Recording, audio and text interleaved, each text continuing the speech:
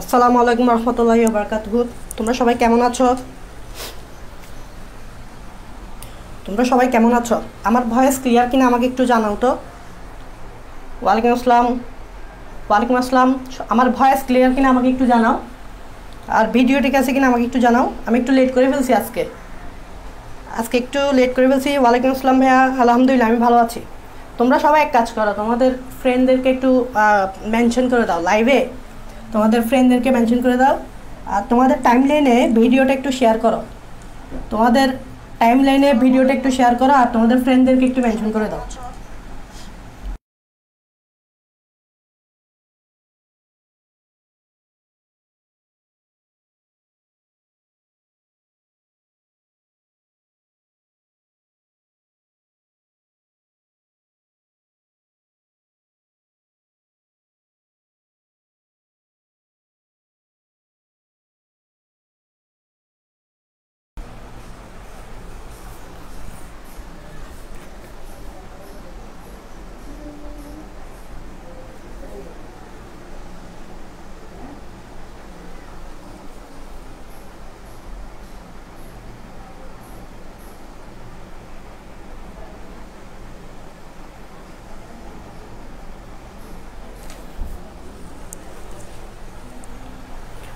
তোমাদের টাইমলাইনে জি ভাই ক্লিয়ার। ওকে, সবাইকে একটু তোমার ফ্রেন্ডদের একটু মেনশন করে, আমি ক্লাসটা শুরু করি তাহলে। ফ্রেন্ডদেরকে মেনশন করো, টাইমলাইনে একটু শেয়ার করে দাও।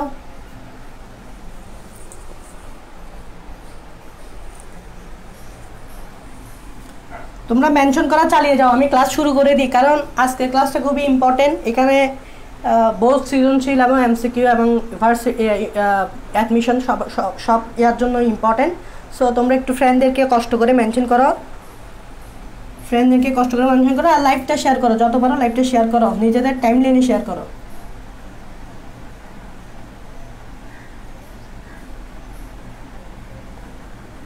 জি ভাই ক্লিয়ার। Okay clear.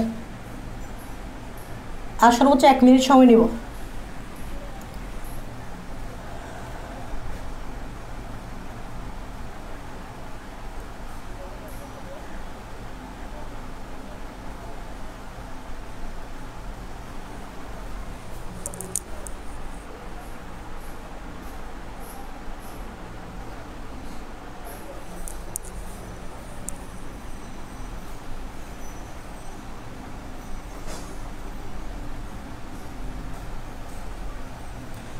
ওয়ালাইকুম আসসালাম ভাইয়া, ওয়ালাইকুম আসসালাম।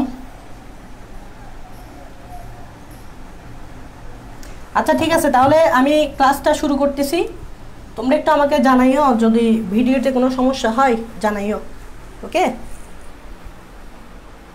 হ্যাঁ ওকে। গত ক্লাসে আমরা কি পড়ছিলাম? লেকচার 2 পড়ছিলাম, লেকচার 1 পড়ছিলাম। আজকে আমরা লেকচার নাম্বার 2 পড়বো। তো গত ক্লাসে ঠিক আমরা যতটুকুতে শেষ করছিলাম অতটুকুতে আমি শুরু করতেছি। তো গত ক্লাসে আমি নর্মালি যে আমরা জানি যে নগ্নবীজ উদ্ভিদের 4টা বিভাগের মধ্যে আমি 3টা বিভাগ মোটামুটি পড়াইছি। তাও যেটা নিয়ে আমি আলোচনা করতেছিলাম সেটা হচ্ছে কনিফেরোফাইটা। তোমরা একটু মনে করে দেখো গত ক্লাসটা যারা করছো, যে আমি এই বিভাগটা একটু পড়েছিলাম এবং আমি বলছিলাম কি যে এই কনিফেরোফাইটাটা হচ্ছে নগ্নবীজ উদ্ভিদের সবচেয়ে বড় বিভাগ। যদি এমসিকিউতে আসে নগ্নবীজ উদ্ভিদের সবচেয়ে বড় বিভাগ কোনটি, আনসার হবে কনিফেরোফাইটা। কেন?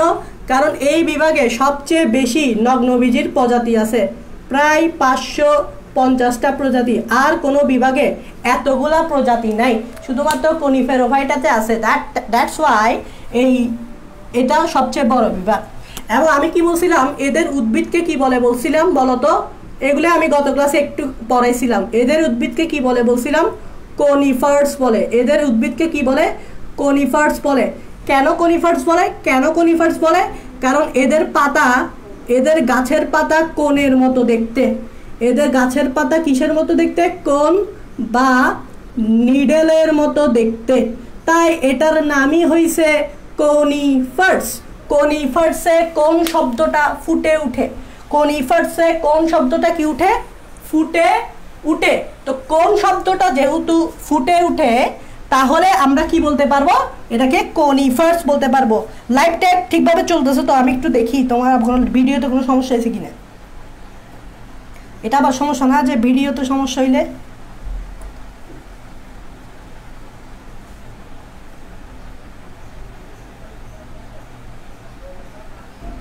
হ্যাঁ, না ভিডিও ঠিক আছে। ওকে ওকে, ভিডিও ঠিক আছে। তাহলে দেখো যে এদের পাতা কোন বা নিডলের মতো দেখতে, that's why conifers. Okay, that's why কি বলে? কনিফার্স। এবং মনে করো দেখো, আমি বলছিলাম যে বিশ্বের সবচেয়ে প্রাচীন বিশ্বের সবচেয়ে উঁচু বৃক্ষ, বিশ্বের সবচেয়ে উঁচু বৃক্ষ, এটা পরীক্ষায় আসে। বিশ্বের সবচেয়ে উঁচু বৃক্ষ, এটা পরীক্ষায় আসে। বিশ্বের সবচেয়ে উঁচু বৃক্ষের নাম কি বলছিলাম? নাম ছিল এরকম যে সিকুয়া, সিকুয়া সাম্পারভিরেন্স, সিকুয়া সাম্পারভাইরেন্স বা ভিরেন্স, যাই বলো, সিকুয়া সাম্পারভাইরেন্স বা ভিরেন্স যাই বলো। এটার আরেকটা অল্টারনেটিভ নাম আছে সিকুয়া, সিকুয়া গিগান্টিয়া, সিকুয়া গিগান্টিয়া। দুইটার মধ্যে যে কোনো একটা আসবে, দুইটার মধ্যে যে কোনো একটা আসবে। বিশ্বের সবচেয়ে উঁচু বৃক্ষ কি? সিকুয়া সাম্পারভিরেন্স, সিকুয়া গিগান্টিয়া। দুইটার মধ্যে একটা আসবে, দুইটার মধ্যে একটা আসবে। সো দোনোটা জেনে রাখা ভালো, উপরেরটা জানলে আরও ভালো, ঠিক আছে? এবং মনে রাখবা এই দুইটা বৃক্ষকে আরেক নামেও ডাকে, সেটা হচ্ছে রেড উড বৃক্ষ। এই দুইটা বৃক্ষকে আরেক নামেও, মানে বাংলায়ও ডাকে বা ইংরেজিতেও ডাকে। সাইন্টিফিক নেম অনুসারে না ডেকে, যদি আমরা কিছু কিছু মানে ইংরেজি নাম আছে না কতগুলা, তো ইংরেজি নাম হিসেবে এটাকে বলা হয় রেড উড বৃক্ষ। তার মানে বিশ্বের সবচেয়ে উঁচু বৃক্ষের নাম কি? রেড উড বৃক্ষ। আর সাইন্টিফিক নেম আসবে পরীক্ষায়, সেটা হচ্ছে সিকুয়া সাম্পারভিরেন্স অথবা সিকুয়া গিগান্টিয়া। এটার উচ্চতা কত? এটার উচ্চতা হচ্ছে +-400 ফুট। 400 ফুট মানে বুঝতেই পারতেছ, হিসাব করে দেখো কয়তলা বিল্ডিং হইতে পারে। প্লাস মাইনাস দিয়ে বোঝাচ্ছে অ্যারাউন্ড 400-র চেয়ে বেশি অথবা 400-র চেয়ে কম হতে পারে, এরকম সামথিং কিছু বোঝাচ্ছে। তো এটা হচ্ছে বিশ্বের সবচেয়ে উঁচু বৃক্ষ। এটার এমনি ইংরেজি নাম হচ্ছে রেড উড বৃক্ষ। তো পরীক্ষায় কিন্তু একটু ঘুরাইলে রেড উড বৃক্ষ বলে দিতে পারে।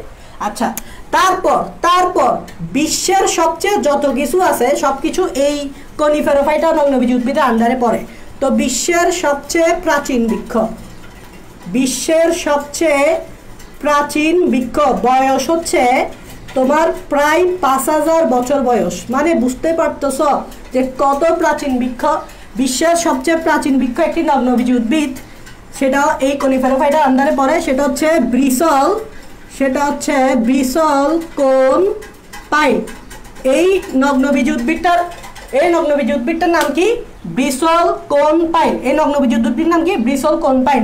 দেখো এটার প্রায় 3টা প্রজাতি আছে যেগুলা তোমার পুরা প্রাচীন। তার মধ্যে আমি যদি একটা বলি, এটার একটা প্রজাতি আছে, তার মধ্যে যদি আমি একটা বলি, এটার নাম হচ্ছে পাইনাস লংগিভিয়া, পাইনাস লংগিভা। এটা সবচেয়ে প্রাচীন। সাইন্টিফিক নেম অনুযায়ী যদি বলি আমি, ব্রিসল কোন পাইনের মধ্যে 3টা আছে প্রজাতি। 3টার মধ্যে এটাও 3টার মধ্যে এটা বেশি প্রাচীন। সো বিশ্বের সবচেয়ে প্রাচীন বৃক্ষ, বয়স 5000 বছর। এটা হচ্ছে ব্রিসল কোন পাইন। এগুলো কি আমি এমনি লিখে দিচ্ছি? না, এগুলো পরীক্ষায় আসবে। এগুলো কি আমি এমনি লিখে দিচ্ছি? স্যারের ইচ্ছা হচ্ছে তাই লিখে দিচ্ছে, বইটা আছে না, এগুলো লিখে দিচ্ছি কারণ এগুলো পরীক্ষায় আসে, তাই লিখে দিচ্ছি। কোন পরীক্ষায়? যে কোনো পরীক্ষায়, ভার্সিটি, মেডিকেল, তোমার একাডেমিক, সব পরীক্ষায়। সো আমি এমনি লিখে দিচ্ছি না, এগুলো নোট করবা। এগুলো কি করবা? নোট করবা। আচ্ছা, বিশ্বের সব কিছু যত বড় বড় সব এখানে। আরেকটা জিনিস কনিফেরোফাইটার আন্ডারে পড়ে, সেটা কি দেখি তো? সেটা হচ্ছে বিশ্বের সবচেয়ে বড় বায়োম। এতটুকু গত ক্লাস আমি এটাই পড়েছিলাম। বিশ্বের সবচেয়ে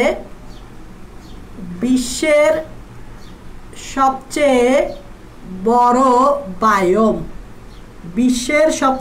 বায়োম, নাম হচ্ছে সাইবেরিয়া অঞ্চলে অবস্থিত কনিফার বনাঞ্চল, সাইবেরিয়া অঞ্চলে অবস্থিত কনিফার বনাঞ্চল। কনিফার মানে তো বুঝতেছ, এই যে কনিফারোফাইটার আন্ডারে যে সকল উদ্ভিদগুলো থাকে তাদেরকেই তো আমি কনিফার নগ্নবীজ উদ্ভিদ বলি। তো কনিফার দিয়ে বনাঞ্চলটা গঠিত। আর বলা হচ্ছে এটাই হচ্ছে পৃথিবীর সবচেয়ে বড় বায়োম। পরীক্ষা যদি আসে তাহলে আনসার হবে কনিফার বনাঞ্চল। এখন তুমি আমাকে হয়তো একটু জিজ্ঞেস করবে না ভাইয়া বায়োম কি? তোমার মনে প্রশ্ন আসতেছে বায়োম কি? তোমার মনে প্রশ্ন আসতেছে বায়োম কি? বায়োম কি প্রশ্ন আসতেছে তো না? তো আমি আসলে একটু বায়োম কি নিয়ে আলোচনা করি। আমি একটু কি আলোচনা করি? বায়োম নিয়ে একটু আলোচনা করি। ভিডিও ঠিক আছে তো না? আমার কেন জানি মনে হচ্ছে আজকে মনে হয় ভিডিও ডিস্টার্ব করবে।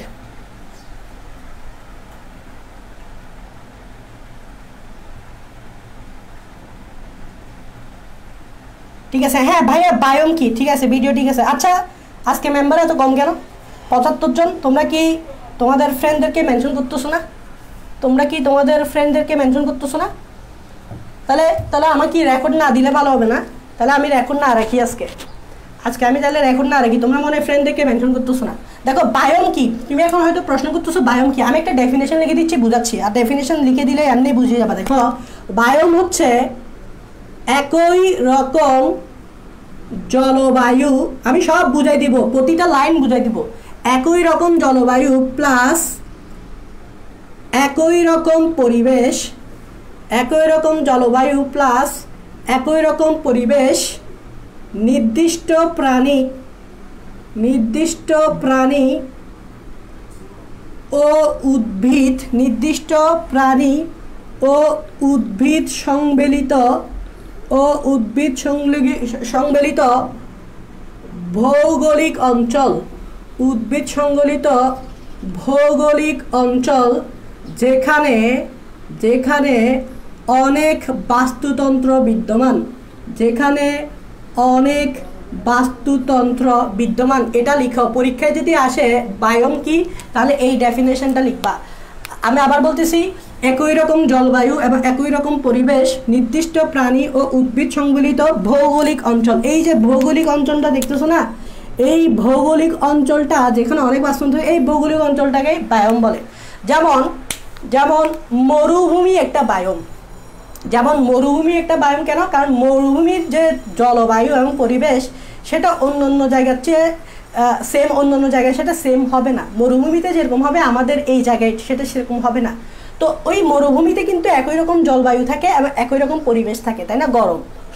গরম থাকে আর কি। আর নির্দিষ্ট প্রাণী ও উদ্ভিদ থাকে মরুভূমিতে। দেখবা এখানে আমাদের বাংলাদেশে যে সকল উদ্ভিদগুলো থাকবে, মরুভূমিতে সেই সকল উদ্ভিদ এবং প্রাণীগুলো থাকবে না। নির্দিষ্ট প্রাণী থাকবে, উট থাকবে, মানে যে সকল প্রাণী ওই সকল পরিবেশে খাইতে পারে ওই সকল প্রাণীগুলো মরুভূমিতে থাকবে। এখানে তো থাকবে না ওই সকল প্রাণীগুলা। তাহলে নির্দিষ্ট প্রাণী ও উদ্ভিদ। আবার দেখো মরুভূমির উদ্ভিদগুলো তোমরা কীরকম তো জানো, ক্যাকটাস আছে মরুভূমির উদ্ভিদ, ছোট ছোট উদ্ভিদগুলা মোটামুটি যেগুলা সহজে প্রসাধন করে না, তারা কিন্তু মরুভূমিতে থাকে। তাহলে নির্দিষ্ট প্রাণী আর নির্দিষ্ট উদ্ভিদ থাকতেছে না একটা জায়গা জুড়ে, এবং একই রকম জলবায়ু একই রকম পরিবেশ যেখানে অনেক বাস্তুতন্ত্র বিদ্যমান। বাস্তুতন্ত্র তো তোমরা বুঝো না, ইকোসিস্টেম। এখানে অনেক ইকোসিস্টেম থাকবে, ঠিক আছে? অনেক কি থাকবে? ইকোসিস্টেম থাকবে। এটাকেই বলা হয় বায়োম। বুঝছো কিনা? একদম শুনে না বায়োম, একদম শুনে। তেমন মরুভূমি একটা বায়োম। ইকোসিস্টেম আর বায়োম এক করে ফেলবা না। ইকোসিস্টেম হচ্ছে একটা ছোট একটা জায়গা, আর বায়োম হচ্ছে বড় একটা জায়গা। ইকোসিস্টেম বা বাস্তুতন্ত্র হচ্ছে একটা ছোট একটা জায়গা, আর বায়োম হচ্ছে বড় একটা জায়গা। যেমন মরুভূমি কত বড়, পুরা সৌদি আরব যদি বলি, পুরা সৌদি আরবই তো মরুভূমি। সো বড় একটা জায়গা, বাস্তুতন্ত্র হচ্ছে ছোট একটা জায়গা। সো বাস্তুতন্ত্রের সাথে বায়োম মিলাবা না, ঠিক আছে? বুঝছো? আমাকে একটু ক্লিয়ার করো তো, এটা বুঝছো কিনা? বায়োম বুঝছো কিনা? আমাকে একটু ক্লিয়ার করো, বায়োম বুঝছো কিনা? আমাকে একটু ক্লিয়ার করো, বায়োম বুঝছো কিনা?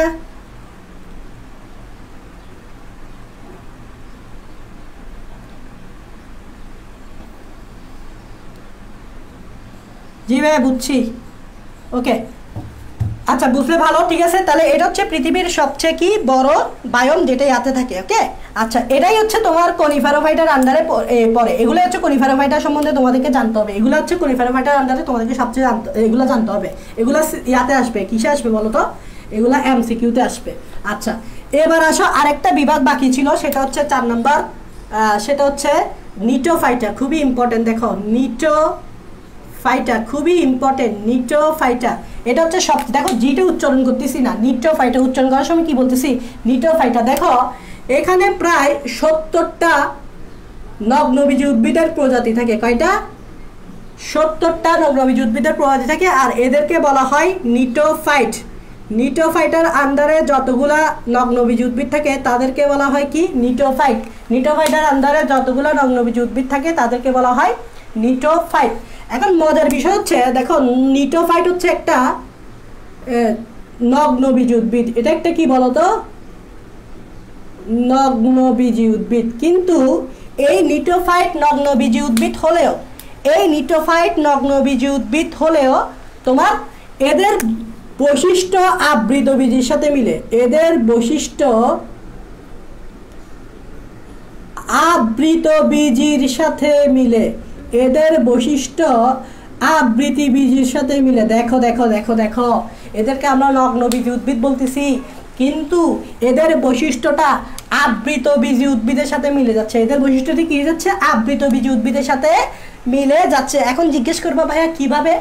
দেখো আবৃতবীজি সাথে নগ্নবীজি কিছু ডিফারেন্স আছে। যেমন এক দেখো, আবৃতবীজি উদ্ভিদের শুক্রাণু ফ্লাজেলাবিহীন। আবৃতবীজি উদ্ভিদের শুক্রাণু যেটা, সেটাতে কোনো ফ্লাজেলা থাকে না। তো যদি এটা আবৃতবীজির সাথে মিলে যায় তাহলে এটারও শুক্রাণু ফ্লাজেলাবিহীন। কিন্তু আমি দেখো তো, আমি যখন নগ্নবীজি উদ্ভিদ পড়াইছিলাম, একটা ছিল সাইকাটোফাইটা আর একটা ছিল জিঙ্গোফাইটা। ওই দুইটা যখন আমি নগ্নবীজি উদ্ভিদটা পড়াইছিলাম তখন আমি কি বলছিলাম, শুক্রাণু ফ্লাজেলা যুক্ত। কিন্তু এটাও যেহেতু নগ্নবীজি উদ্ভিদ, তাহলে এটারও শুক্রাণু ফ্লাজেলা যুক্ত হওয়ার কথা ছিল। কিন্তু যেহেতু এটা নগ্নবীজি উদ্ভিদের সাথে না মিলে আবৃতবীজি উদ্ভিদের সাথে মিলে যাচ্ছে, তাই শুক্রাণু ফ্লাজেলা যুক্ত না হয়ে শুক্রাণু ফ্লাজেলা বিহীন হয়েছে। নগ্নবীজি উদ্ভিদ হলে তো শুক্রাণু ফ্লাজেলা যুক্ত হতে হয়, কিন্তু দেখো যেহেতু এটা আবৃতবীজির সাথে মিলে আর আবৃতবীজি উদ্ভিদের শুক্রাণু ফ্লাজেলাবিহীন, তাই এটারও শুক্রাণু ফ্লাজেলাবিহীন। আবার দেখো যে পাতাগুলা, পাতা আবৃতবীজির মতো, পাতা আবৃতবীজির মতো। দেখো নগ্নবীজি উদ্ভিদের পাতা আর আবৃতবীজি উদ্ভিদের পাতার মধ্যে ডিফারেন্স আছে। নগ্নবীজি উদ্ভিদের পাতাগুলো অনেক চিকন এবং লম্বা হয়, আর আবৃতবীজি উদ্ভিদ তো আমরা চিনি যে আমরা আম খাই, এগুলো হচ্ছে আবৃতবীজি উদ্ভিদের পাতা। তাহলে নিটোফাইটের যে পাতাগুলো আছে তারা এগুলো নগ্নবীজির মতো লম্বা টম্বা না হয়ে, চিকন টিকন না হয়ে আবৃতবীজির মতো পাতার মতো হয়ে যায়। দেখছো আবৃতবীজির মতো উদ্ভিদ বৈশিষ্ট্য পাচ্ছে। আর একটা ইম্পর্টেন্ট কথা, সেটা হচ্ছে যে এখানে দ্বিনিষেক ঘটে। এইটা হচ্ছে ইম্পর্টেন্ট। এখানে কি ঘটে, দ্বিনিষেক ঘটে। এখানে কি ঘটে, দ্বিনিষেক ঘটে। এখানে কি ঘটে, দ্বিনিষেক ঘটে। দেখো নর্মালি আমি পড়াইছিলাম গত ক্লাসে, সেটা হচ্ছে যে নগ্নবীজি উদ্ভিদের দ্বিনিষেক ঘটে না। দ্বিনিষেক বলতে কি বুঝাচ্ছি, শুক্রাণুর সাথে ডিম্বাণু একবার মিলবে, জাইগোট তৈরি করবে, আবার নেক্সটে সেকেন্ডারি নিউক্লিয়াসের সাথে শুক্রাণু আরেকটা যুক্ত হয়ে তোমার ট্রিপ্লয়েড অ্যান্ডোস্পার্ম তৈরি করবে, শ্বাস তৈরি করবে। এটা হচ্ছে দ্বিনিষেক। তার মানে নগ্নবীজি উদ্ভিদের দ্বিনিষেকটা ঘটে না, শুধু নিষেকটা ঘটে। শুধু কি ঘটে, নিষেকটা ঘটে। তো নিষেকটা যেহেতু শুধু নিষেক ঘটে, আর আবৃতবীজি উদ্ভিদের দ্বিনিষেক ঘটে, ঠিক সেমভাবে এটা যেহেতু আবৃতবীজি উদ্ভিদের সাথে মিলে যাচ্ছে, এটারও কি ঘটে, দ্বিনিষেক ঘটে। তাহলে দেখো অনেকটা আবৃতবীজির সাথে মিলে গেছে। আবৃতবীজি উদ্ভিদে দ্বিনিষেক ঘটে, নিটোফাইটাতেও কি ঘটে, দ্বিনিষেক ঘটে। তাহলে সেম মিলে গেছে, ঠিক আছে। তারপর 4 নম্বর একটা জিনিস বলছিলাম, জাইলেমের ভাই নাই, ফ্লোয়েমের সঙ্গী নেই। জাইলেমের কি নাই, ভাই নাই, ফ্লোয়েমের কি নাই, সঙ্গী নেই। তাহলে দেখো একটা জিনিস এখানে উল্টো হচ্ছে। দেখো জাইলেমে ভেসেল আছে, এখানে উল্টো আছে। জাইলেমের ভাই আছে, ফ্লোয়েমের সঙ্গী কোষ আছে, মানে ফ্লোয়েমের সঙ্গী আছে। দেখছো, কিন্তু আমরা গত ক্লাসে পড়ছিলাম নগ্নবীজি উদ্ভিদের ক্ষেত্রে জাইলেমের ভাই নাই, মানে ভেসেল নাই, ফ্লোয়েমের সঙ্গী নাই, মানে সঙ্গী কোষ নাই। যেহেতু এটা নগ্নবীজি উদ্ভিদের সাথে না মিলে আবৃতবীজির সাথে মিলে গেছে, আর আমরা আবৃতবীজিতে জানি জাইলেমের ভেসেল কোষও আছে, ফ্লোয়েমের সঙ্গী কোষ আছে, তাই এই নিটোফাইটার আন্ডারেও জাইলেমের ভেসেল কোষ আছে, ফ্লোয়েমের সঙ্গী কোষ আছে। মনে রাখবে এটা হচ্ছে ব্যতিক্রম। মনে রাখবা এই নিটোফাইটটা হচ্ছে ব্যতিক্রম। এই নিটোফাইটটা হচ্ছে কি, ব্যতিক্রম।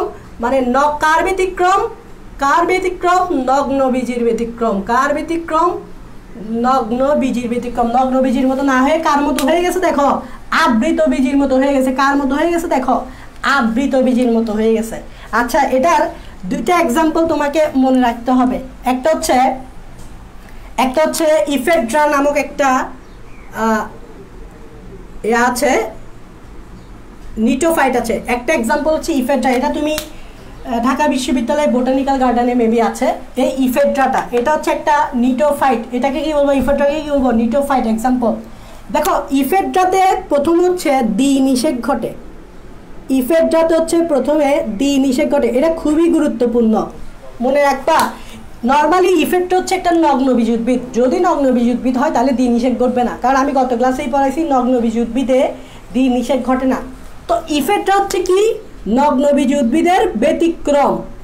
কি ব্যতিক্রম, এখানে দ্বিনিষেক ঘটার কথা ছিল না, বাট এই ইফেড্রাতে কি ঘটে গেল, দ্বিনিষেক ঘটে গেল। দ্বিনিষেক মানে তো বুঝো, শুক্রাণু ডিম, গত ক্লাসেই বুঝাইছি শুক্রাণু ডিম মানে, নইলে আরো সামনে বুঝাবো, সামনে আসবে তো সামনে বুঝাবো। তো দ্বিনিষেক ঘটে। আরেকটা ব্যতিক্রম হচ্ছে সেটা হচ্ছে সরি ব্যতিক্রম না, আরেকটা হচ্ছে এখান থেকে একটা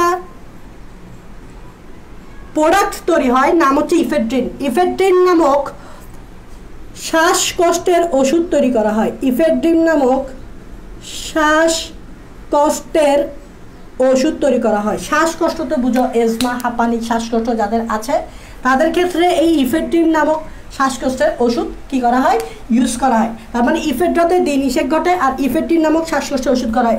এটা মনে রাখতে হবে। এটা এই এক্সাম্পলটা খুবই গুরুত্বপূর্ণ। দ্বিনিষেক ঘটে যেটা খুবই গুরুত্বপূর্ণ, কারণ নর্মালি তো নগ্নবীজিতে দ্বিনিষেক ঘটে না।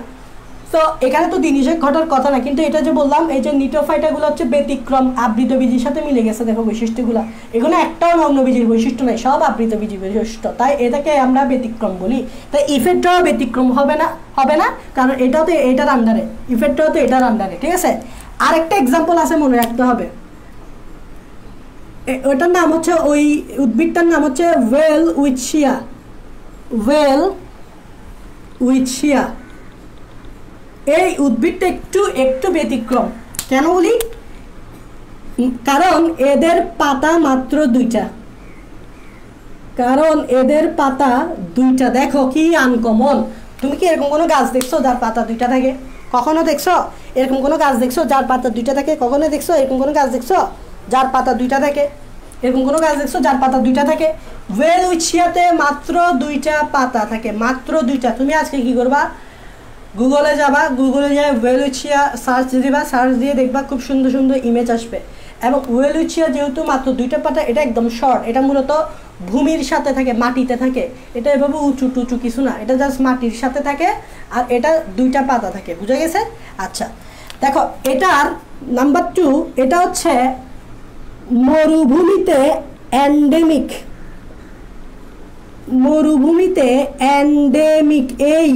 এটা একটু বুঝতে হবে। মরুভূমি বলতে কোন মরুভূমি? নামিবিয়া মরুভূমি। এখানে লিখতে পারো নামিবিয়া মরুভূমিতে এন্ডেমিক। এখন নিশ্চয় তুমি বুঝতেছো না এটা আমি কি বুঝাইতে চাইছি। এন্ডেমিক মানে কি হয়তো নামিবিয়া মরুভূমি চিনছ। নামিবিয়া নামক একটা মরুভূমি আছে, আফ্রিকার একটা মরুভূমি, এবং এটা হচ্ছে এন্ডেমিক। দেখো এন্ডেমিক মানে কি, তোমরা কি এন্ডেমিক মানে কি জানো?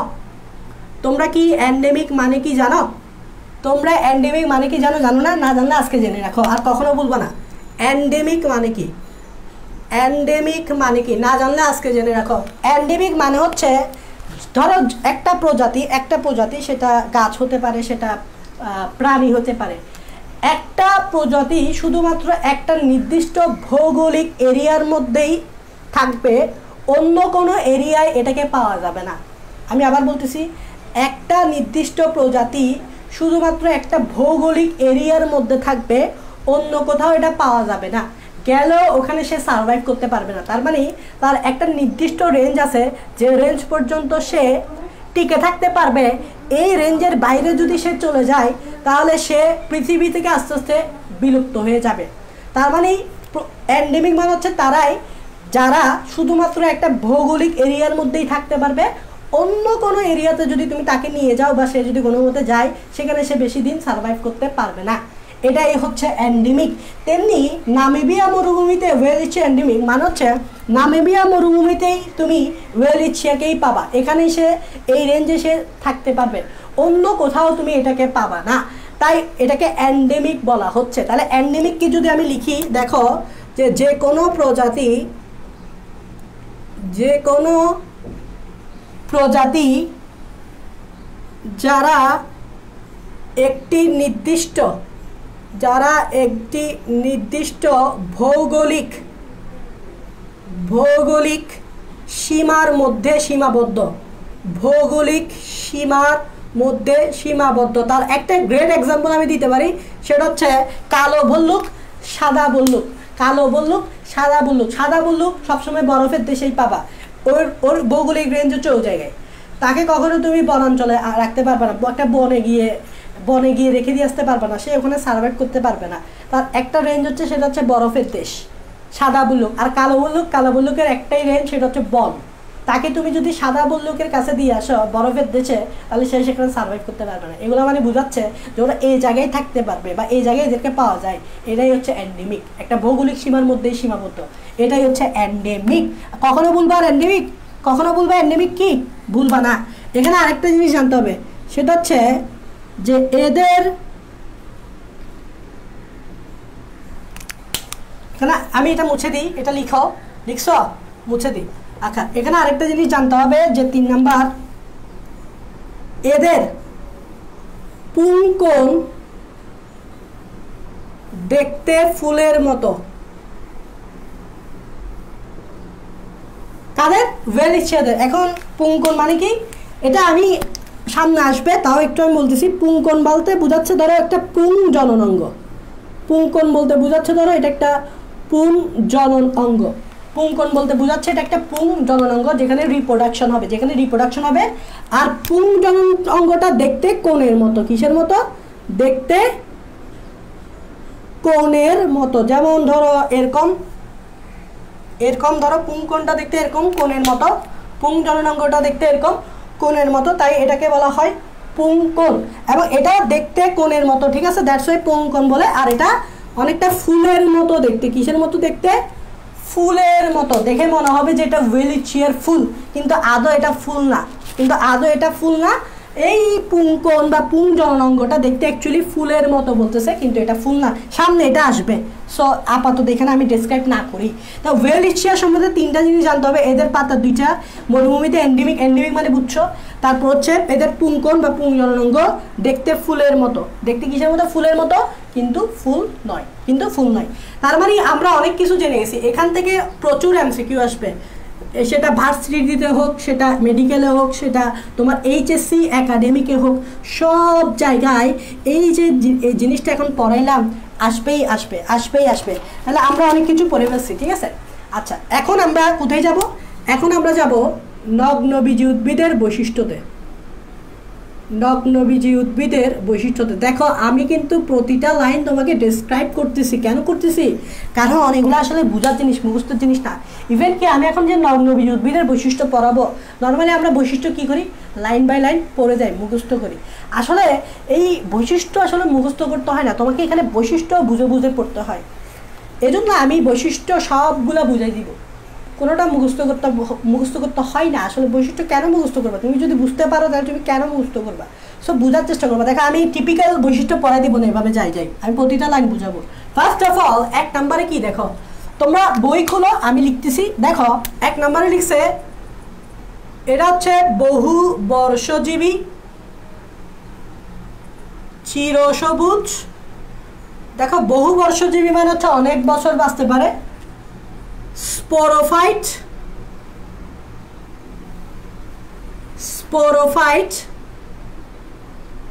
হেটেরোস্পোরাস। স্পোরোফাইট হেটেরোস্পোরাস ধরনের। এই লাইনটা হয়তো বুঝো নাই যে স্পোরোফাইট হেটেরোস্পোরাস ধরনের, এটা তো বুঝছো, বহুবর্ষজীবী চিরসবুজ। স্পোরোফাইট হেটেরোস্পোরাস ধরনের, এটা মানে কি? প্রথমে আসো যে এটা একটু লিখে রাখো, স্পোরোফাইট। এখানে ফাইট কথাটার অর্থ কি? এখানে ফাইট কথাটার অর্থ হচ্ছে উদ্ভিদ, আর স্পোরো কথাটার অর্থ হচ্ছে স্পোর। আমি আবার বলতেছি, ফাইট কথাটা তুমি যখন বোটানিতে পাবা, ফাইট কথাটার অর্থ হচ্ছে উদ্ভিদ। কাকে বলতেছে? উদ্ভিদ। আর স্পোরো থেকে আসছে স্পোর, মানে হচ্ছে যে সকল উদ্ভিদ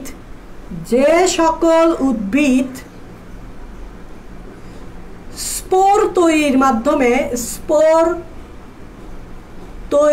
মাধ্যমে বংশ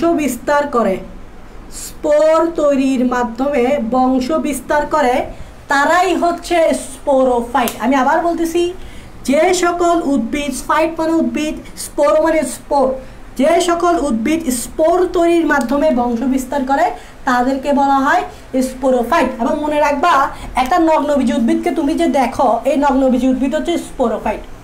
একটা নগ্নবীজী উদ্ভিদকে তুমি যখন বাইরে দেখো, ওই নগ্নবীজী উদ্ভিদটাই হচ্ছে তোমার স্পোরোফাইট। এবং এই জন্য স্পোরোফাইটকে আমরা টোয়াইস এন বলবো, মানে এটা হচ্ছে ডিপ্লয়েড। স্পোরোফাইট কি বলতো? টোয়াইস এন মানে কি? স্পোরোফাইট হচ্ছে ডিপ্লয়েড। নগ্নবীজী উদ্ভিদকে তুমি যখন দেখো, এটা হচ্ছে অ্যাকচুয়ালি ডিপ্লয়েড। এবং স্পোর যে তৈরি হয়েছে কিভাবে বলতো? এই যে স্পোরটা তৈরি হয়েছে কিভাবে বলতো? এই স্পোরটা কিভাবে তৈরি হয়েছে? মিওসিসের মাধ্যমে। এখানে কি হয়েছে? Meiosis, cell division. মিওসিস যদি হয় তাহলে স্পোরোফাইট থেকে স্পোর তৈরি। তাহলে বলতো স্পোরটা কি হবে? এন হবে না, স্পোরটা এন হবে না, হ্যাপ্লয়েড হবে না।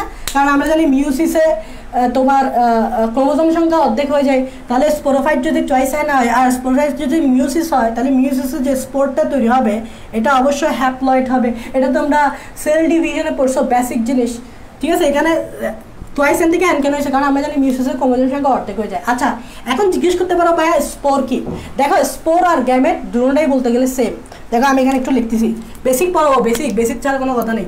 স্পোর আর গ্যামেটের মধ্যে আমি যদি বলি, দোনোটাই বলতে গেলে সেম।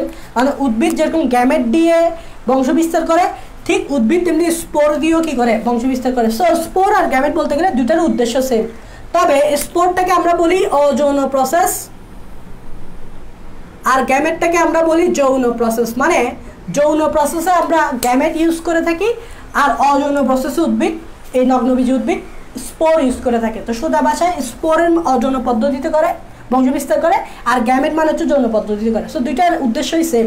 এবং স্পোর থেকে তুমি সরাসরি উদ্ভিদ পাবা। দোনোটাই কিন্তু হ্যাপ্লয়েড, মনে রাখবা, দোনোটাই কিন্তু হ্যাপ্লয়েড। স্পোর থেকে তুমি সরাসরি উদ্ভিদ পাবা, এবং ওই উদ্ভিদটাও কিন্তু হ্যাপ্লয়েড হবে। দেখো, তুমি যদি এন থেকে সরাসরি উদ্ভিদ পাও, তাহলে উদ্ভিদটাও হ্যাপ্লয়েড হবে। আর এই জন্য স্পোর আরেকজনের উপর ডিপেন্ড করে না, স্পোরকে ফিউজ হতে হয় না। যেমন আমি বলি যে গ্যামেট হচ্ছে একটা শুক্রাণু, একটা ডিম্বাণু। দেখো, শুক্রাণু থেকে কি উদ্ভিদ হতে পারে? পারে না। ডিম্বাণু থেকে কি উদ্ভিদ হতে পারে? পারে না। শুক্রাণু আর ডিম্বাণু দুইটাকে মিলতে হবে, মিলে জাইগোট হইতে হবে, জাইগোট থেকে উদ্ভিদ হতে পারে। কিন্তু স্পোর ওইটার জন্য অপেক্ষা করতেছে না। স্পোর কি করবে? নিজেই একটা উদ্ভিদে কনভার্ট হয়ে যেতে পারে। যেমন ধরো, এটা হচ্ছে স্পোর এবং এটা হচ্ছে এন, এটা হচ্ছে স্পোর। এই স্পোরটা অঙ্কুরোদ্গমের মাধ্যমে ডাইরেক্ট একটা উদ্ভিদ হয়ে যেতে পারে, উদ্ভিদ। আর উদ্ভিদটাও অবশ্যই এন হবে। তখন এই ধরনের উদ্ভিদকে বলা হয় গ্যামিটোফাইট। আর গ্যামিটোফাইট হচ্ছে হ্যাপ্লয়েড। দেখো, এটা হচ্ছে স্পোরোফাইট, ডিপ্লয়েড, আর এটাকে বলা হয় গ্যামিটোফাইট, হ্যাপ্লয়েড। ঠিক আছে? তাহলে স্পোর থেকে সরাসরি উদ্ভিদ পাবা, কিন্তু একটা গ্যামেট থেকে পাবা না। গ্যামেটকে মিলতে হবে, শুক্রাণুর সাথে ডিম্বাণু মিলতে হবে, জাইগোট হইতে হবে, তারপর একটু উদ্ভিদ হইতে পারবে। সেগুলো হচ্ছে বেসিক জিনিস। এগুলো হচ্ছে কি ভাইয়া? এগুলো হচ্ছে বেসিক জিনিস। আচ্ছা, স্পোরোফাইট বুঝলাম। এখন কথা হচ্ছে ভাইয়া, হেটেরোস্পোরাস মানে কি? এখন বলো তো তুমি আমাকে, স্পোরাস মানে কি? স্পোরাস মানে হচ্ছে এখানে স্পোর থাকবে, এখানে কি থাকবে? স্পোর থাকবে। হেটেরো মানে হচ্ছে ভিন্ন, হেটেরো মানে হচ্ছে কি? ভিন্ন। তার মানে এখানে ভিন্ন ধরনের স্পোর থাকে। একটা নগ্নবীজ উদ্ভিদের জন্য আমি যদি চিন্তা করি, নগ্নবীজ উদ্ভিদ উভলিঙ্গ হয় না একলিঙ্গ হয়? নগ্নবীজ কি হয় না? উভলিঙ্গ হয় না সরাসরি। যদি আমি বলি সাধারণত ওরা একলিঙ্গ হয়। এখন নগ্নবীজ উদ্ভিদ একলিঙ্গ মানে কি? হয় পুরুষ, না হলে মহিলা। তাহলে এজন্য পুরুষ মহিলা যেহেতু আলাদা, তাহলে এদের স্পোরও আলাদা হবে। এজন্য এরা হেটেরোস্পোরাস, মানে বাংলায় লিখছে অসম রেণু পশু। হেটেরোস্পোরাস মানে হচ্ছে ভিন্ন ধরনের স্পোর তৈরি করে। কি তৈরি করে? ভিন্ন ধরনের স্পোর। পুরুষ নগ্নবীজ উদ্ভিদ নিশ্চয় পুরুষ স্পোর তৈরি করবে, স্ত্রী নগ্নবীজ উদ্ভিদ নিশ্চয় স্ত্রী স্পোর তৈরি করবে। তাই আমি বলতে পারি ভিন্ন ধরনের স্পোর বলতে বোঝাচ্ছি একটা হচ্ছে মেগাস্পোর, আরেকটা হচ্ছে মাইক্রোস্পোর। একটা হচ্ছে মেগাস্পোর, একটা হচ্ছে মাইক্রোস্পোর। তাহলে বলতে পারো মেগা আর মাইক্রোর মধ্যে কোনটা পুরুষ কোনটা মহিলা। মনে রাখবা মানুষ বাদে এই পৃথিবীতে যতগুলো প্রাণী আছে সবগুলোর ক্ষেত্রে স্ত্রী প্রজাতি হয় বড়, স্ত্রী প্রজাতি হয় বড় মেগা।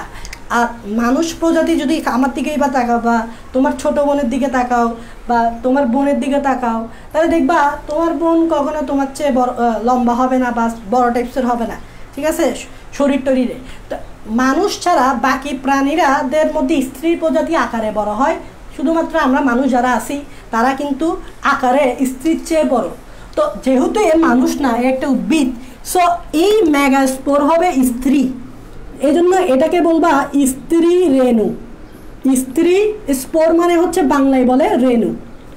আর মাইক্রোটা ছোট, তো ছোট বিধায় এটাকে বলবা পুং রেণু, এটাকে বলবা পুং রেণু। দেখো ইংরেজিতে নাম কীরকম, বাংলায় নাম কীরকম। ইংরেজিতে মেগা স্পোর স্ত্রী রেণু, মাইক্রোস্পোর পুং রেণু। বুঝা গেছে? মেগাস্পোর স্ত্রী রেণু, মাইক্রোস্পোর পুং রেণু। বুঝা গেছে? এখন পুরুষটা এটা তৈরি করবে, ফিমেল নগ্নবীজ উদ্ভিদটা এটা তৈরি করবে।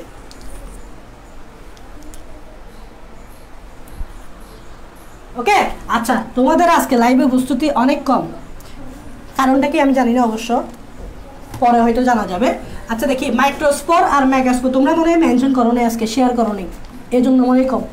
আচ্ছা যাই হোক, মাইক্রোস্পোর মেগাস্পোর এটা হচ্ছে পুং রেণু অথবা এটা হচ্ছে কি স্ত্রী রেণু। এখন দেখো যে ভাইয়া এই জিনিসটা কোত্থেকে আসে, মাইক্রোস্পোর বা মেগাস্পোর এই জিনিসটা কোত্থেকে আসে। শোনো, এখানে আমি একটা কথা লিখতেছি, এই জিনিসটা যে জিনিস থেকে আসে ওইটাকে বলা হয় মাইক্রোস্পোরোফিল, এটাকে বলা হয় আমি কেন অনেক বেসিক বলতেছি, এগুলো ক্লিয়ার করো, সামনে যখন যাব এসব সব টার্মগুলো আসবে, এই মাইক্রোস্পোর মেগাস্পোর আসবে, এই মাইক্রোস্পোরোফিল আসবে, তখন তো তুমি হা করে বসে থাকবা।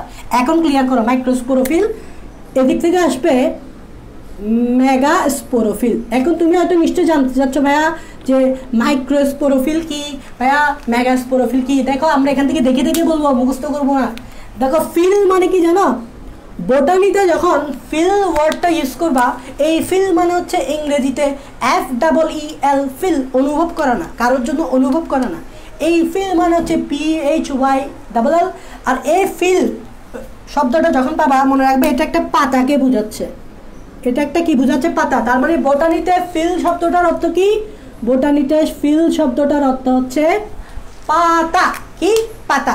তাহলে এটা কি ধরনের পাতা, এটা এমন একটা পাতা যেখানে স্পোর তৈরি করে, কি স্পোর, মাইক্রোস্পোর। তার মানে এটা হচ্ছে এমন একটা পাতা যেখানে কি থাকে, অসংখ্য মাইক্রোস্পোর থাকে। তাহলে এটা কি হবে, লিখো, এটা হচ্ছে এমন একটি বিশেষায়িত পাতা, এমন একটি বিশেষায়িত বা মডিফাইড পাতা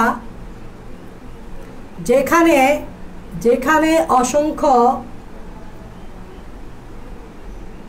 মাইক্রোস্পোর তৈরি হয়, যেখানে অসংখ্য মাইক্রোস্পোর বা পুং রেণু তৈরি হয়। তাহলে দেখো তো, মুখস্থ করছি, ফিল শব্দটার অর্থ পাতা মুখস্থ করছি, আর মাইক্রোস্পোর থেকে মাইক্রোস্পোর। তাহলে এটা এমন একটা পাতা যেখানে অসংখ্য মাইক্রোস্পোর বা পুং রেণু তৈরি হয়।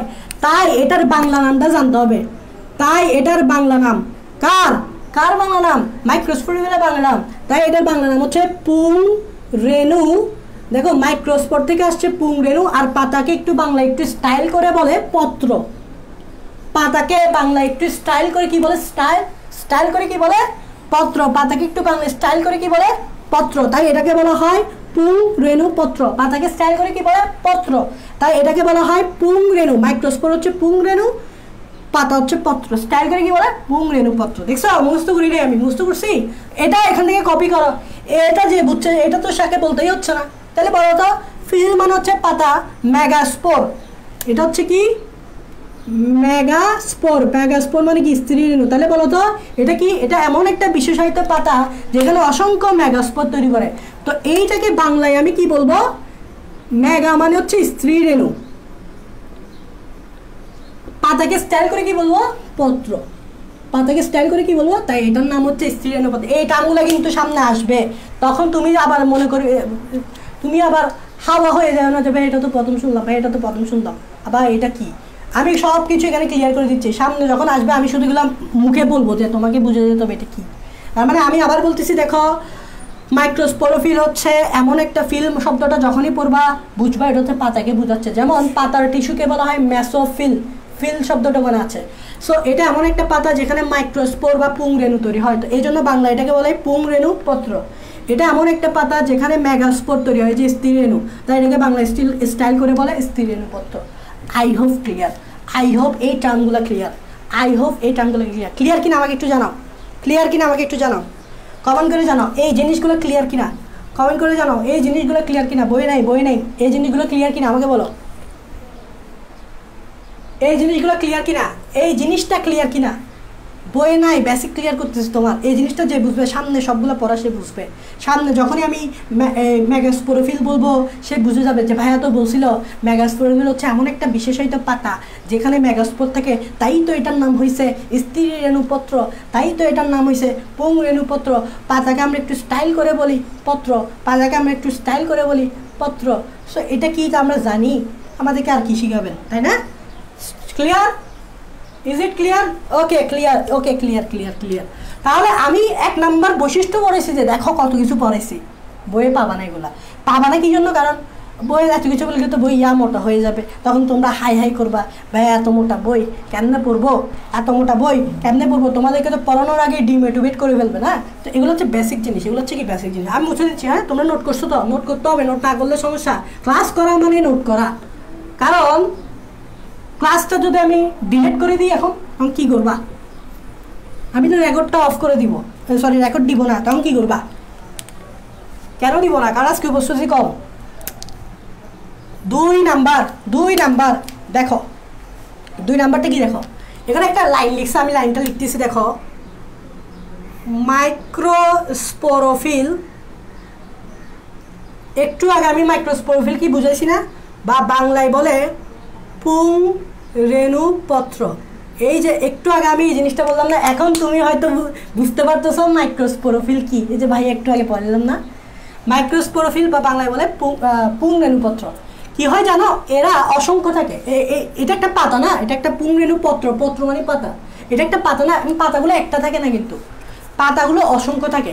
এখন কি করবে জানো, এই যে পাতাগুলো দেখতেছ, যারা পুং রেণু তৈরি করে তারা একলা থাকতে পছন্দ করে না। তারা বলে যে আমরা একলা থেকে কী লাভ, আমরা একলা থেকে তেমন কিছু করতে পারবো না, আমরা একটু সবাই মিলে একটু জড়ো হয়ে যাই, সবাই মিলে একটু জড়ো হয়ে যায়। সবগুলো পাতা যত চৈত্য গোষ্ঠী আছে সবাই মিলে একটু আমরা একটু জড়ো হয়ে যাব, ঘনভাবে বসবাস করব।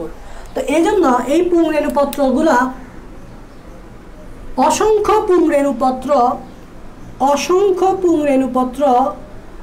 ঘনভাবে সন্নিবেশিত হয়, ঘনভাবে সন্নিবেশিত। তোমরা এটা বুঝো, ঘনভাবে সন্নিবেশিত মানে বুঝো, মানে তারা একেবারে গেজাগেজি করে। যেরকম আমরা মার্কেটে গেলে লেডি যারা মেয়েরা যায় আর কি, ছেলেদের মার্কেটে একটু কম হয়, যারা মেয়েরা শপিং করো, তো এই করোনাতে তো তোমরা জীবনও জানি না কারা কারা গেছো, বাট আমার মনে হয় না এই করোনাতে তোমাদের শপিং করা উচিত।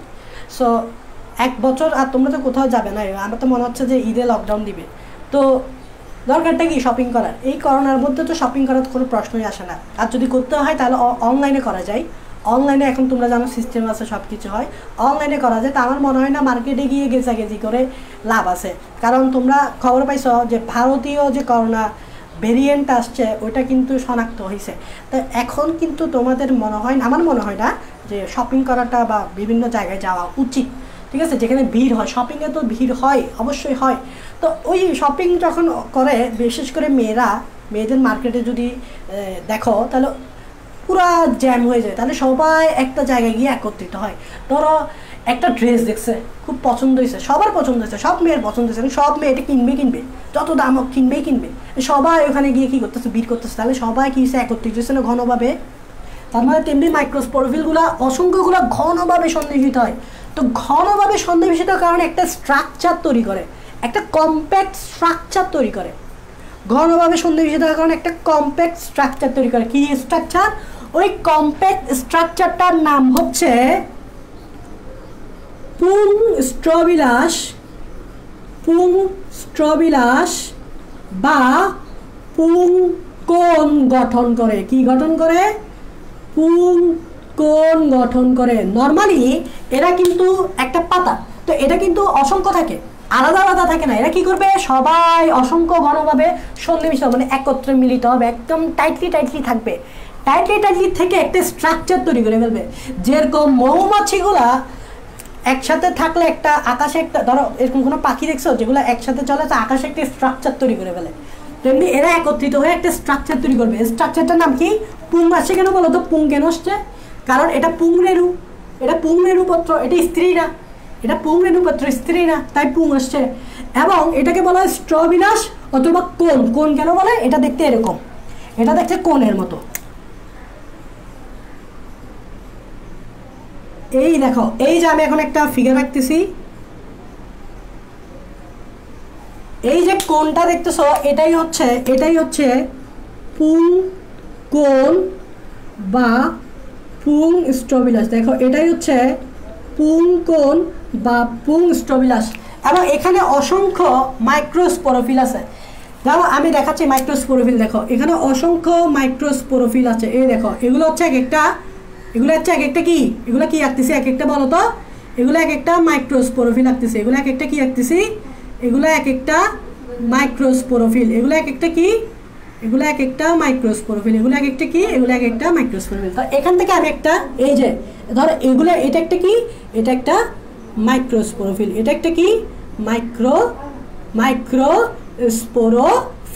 মাইক্রোস্পোরোফিল। তাহলে অসংখ্য মাইক্রোস্পোরোফিল মিলে একটা কম্প্যাক্ট স্ট্রাকচার তৈরি করছে। এটা দেখতে কোন আইসক্রিমের মতো, কোণের মতো, তাই এটাকে বলে পুংকোণ বা পুংস্ট্রবিলাস।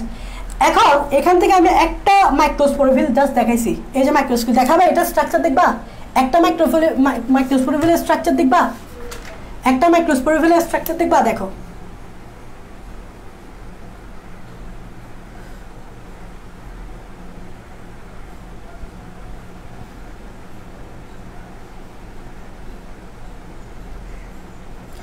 এটাই হচ্ছে একটা মাইক্রোস্পোরোফিল, এটাই হচ্ছে একটা মাইক্রোস্পোরোফিলের স্ট্রাকচার। এটা কিন্তু সামনে আসবে, তাও আমি এখানে একটু তোমাদের বোঝার জন্য বলে দিচ্ছি।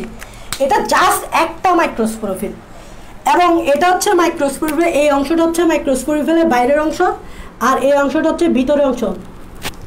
এই অংশটা হচ্ছে মাইক্রোস্পোরোফিলের বাইরের অংশ, এই অংশটা হচ্ছে ভিতরের অংশ। মানে বাইরে থেকে তুমি এটাকে দেখতে পাবা, এটা ভিতরে গাঁথানো থাকবে। ওই যে বললাম একসাথে এভাবে জড়ো হয়। এই অংশটা দেখো চিকন হওয়াতে এটা ভিতরে এভাবে গাঁথানো থাকবে, আর বাইরে থেকে তুমি এটা দেখবা।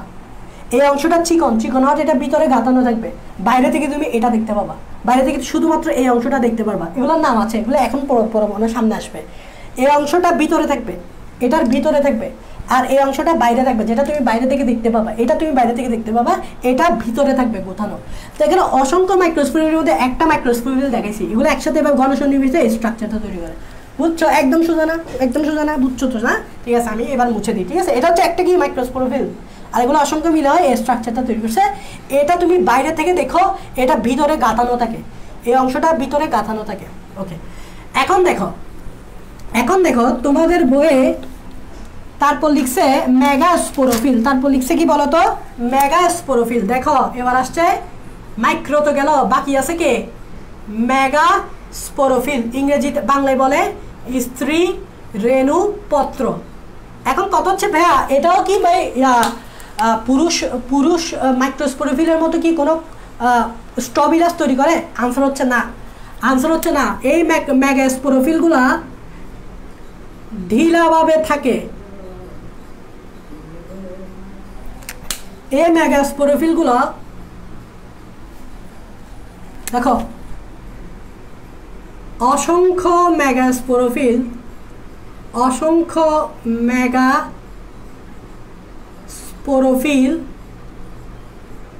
ঘনভাবে সন্নিবেশিত হয় না, ঘনভাবে সন্নিবেশিত বেশি তো হয় না, মানে পুরুষ স্পোরোফিলগুলো যেভাবে ঘনভাবে সন্নিবেশিত একটা কমপ্লেক্স স্ট্রাকচার তৈরি করে, স্ত্রী রেণুপত্র বা মেগাস্পোরগুলো এভাবে ঘনভাবে সন্নিবেশিত হয় না, ফলে স্ট্রবিলাস গঠন করে না, ফলে স্ট্রবিলাস গঠন, স্ত্রী স্ট্রবিলাস লিখতে পারে, স্ত্রী স্ট্রবিলাস গঠন করে না। পরীক্ষা ধরো এমসিকিউতে এরকম একটা লাইন দিল যে স্ত্রী স্ট্রবিলাস গঠিত হয় না, তাহলে এটা সঠিক নাকি ভুল? অবশ্যই সঠিক, কারণ ম্যাগাস্পোরগুলো ঘনভাবে সন্নিবেশিত হয় না, আর ঘনভাবে সন্নিবেশিত না হলে একটা স্ট্রাকচার তৈরি হবে না, সো স্ত্রী স্ট্রবিলাস গঠন করে না।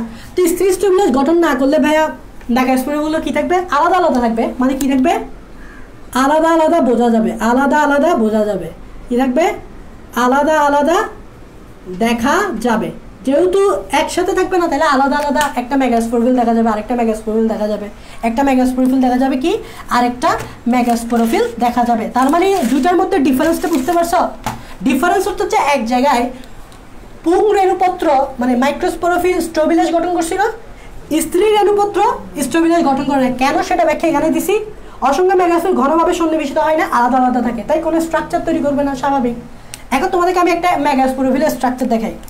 দেখো একটা মেগাস্পোরোফিলের স্ট্রাকচার, এগুলো আপনার সামনে আসবে, তাও আমি এখন দেখাচ্ছি আর কি। এগুলো সামনে আসবে, আমি তাও এখন দেখাচ্ছি একটু।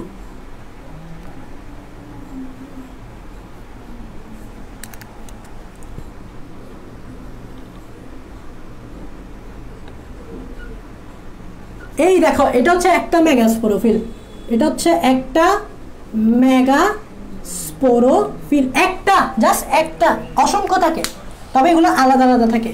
তো এই যে গোলাকার যে জিনিসটা দেখতে পাচ্ছ, এই যে গোলাকার গোলাকার যে জিনিসটা দেখতে পাচ্ছ, এই যে গোলাকার গোলাকার যে জিনিসটা দেখতে পাচ্ছ, এটা কি জানো?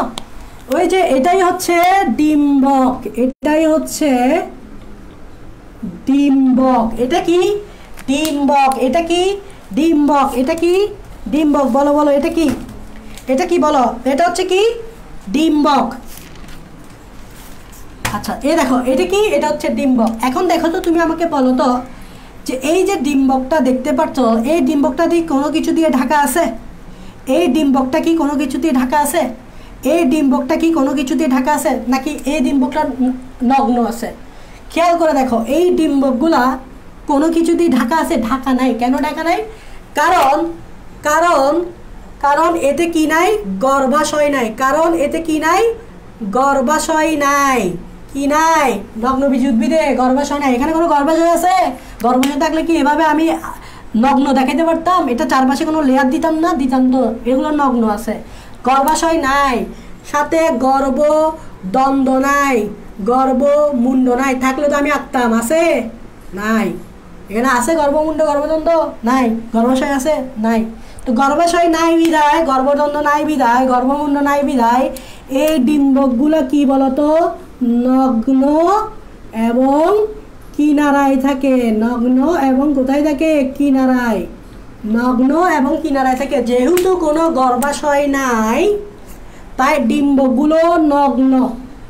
নগ্ন মানে বুঝছো তো? এবং কিনারায় থাকে। খেয়াল করছো? আচ্ছা, এতটুকু বুঝছো। এখন দেখো, এই যে লাল কালারের একটা জিনিস দেখলাম, এটা হচ্ছে কি বলতো? এই জিনিসটা হচ্ছে ডিম্বক রন্ধ্র। এই জিনিসটা কি বলতো? ডিম্বক রন্ধ্র। তো ধরো, যখন নিষেক হবে, ডিম্বক রন্ধ্রে সরাসরি পরাগরেণু এসে পড়বে। ডিম্বক রন্ধ্রে সরাসরি পরাগরেণু আসবে, কারণ একে তো এটা নগ্ন, ওপেন, ওপেন, গর্ভাশয় নাই, ওপেন। সো এই জন্য এখানে যে ছিদ্রটা আছে এটাও ওপেন। এই জন্য পরাগরেণু যখন আসবে, তোমরা জানো পরাগরেণু ডিম্বকে যায়, এই ছিদ্রতে সরাসরি এসে পড়বে। এটা হচ্ছে কথা। এখন দেখো, গর্ভাশয় যেহেতু নাই, তাহলে ফল নাই। নগ্নবীজি উদ্ভিদে কোনো কি সৃষ্টি করে না? ফল সৃষ্টি করে না। এই বলো তো, গর্ভাশয় না থাকলে কি ফল থাকবে? এই কমেন্টে বলো, গর্ভাশয় না থাকলে কি ফল থাকবে? গর্ভাশয় না থাকলে কি ফল থাকবে? গর্ভাশয় না থাকলে কি ফল থাকবে? থাকবে না। আর উইনো এরকম যে একটা প্রশ্ন আসবে এরকম, যে নগ্নবীজি উদ্ভিদের কেন ফল সৃষ্টি না, এরকম একটা এমসিকিউ আসবে বা প্রশ্ন আসবে, নগ্নবীজি উদ্ভিদের কেন ফল সৃষ্টি হয় না। সেখানে 4টা রিজন দিবে।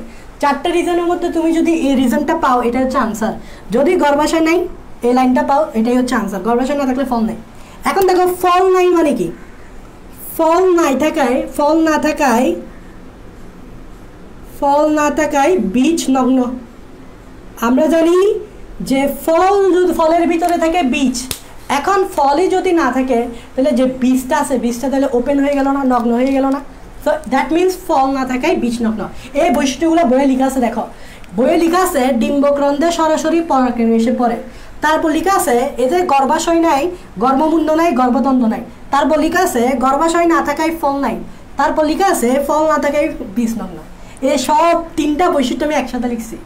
তারপর লিখছে দেখো ডিম্বক নগ্ন এবং কিনারায় থাকে, এগুলো জানলে হয়ে গেছে। তাহলে এখানে আমি কতগুলো কথা বলছি। ডিম্বক, এগুলো হচ্ছে ডিম্বক। ডিম্বককে কোনো গর্ভাশয় দ্বারা ঢাকা নেই, কারণ ওপেন, দেখো ওপেন বিধে নগ্ন এবং কিনারায় থাকে। গর্ভাশয় নাই, গর্ভাশয় না থাকে ফল নাই, ফল না থাকে বীজ নগ্ন।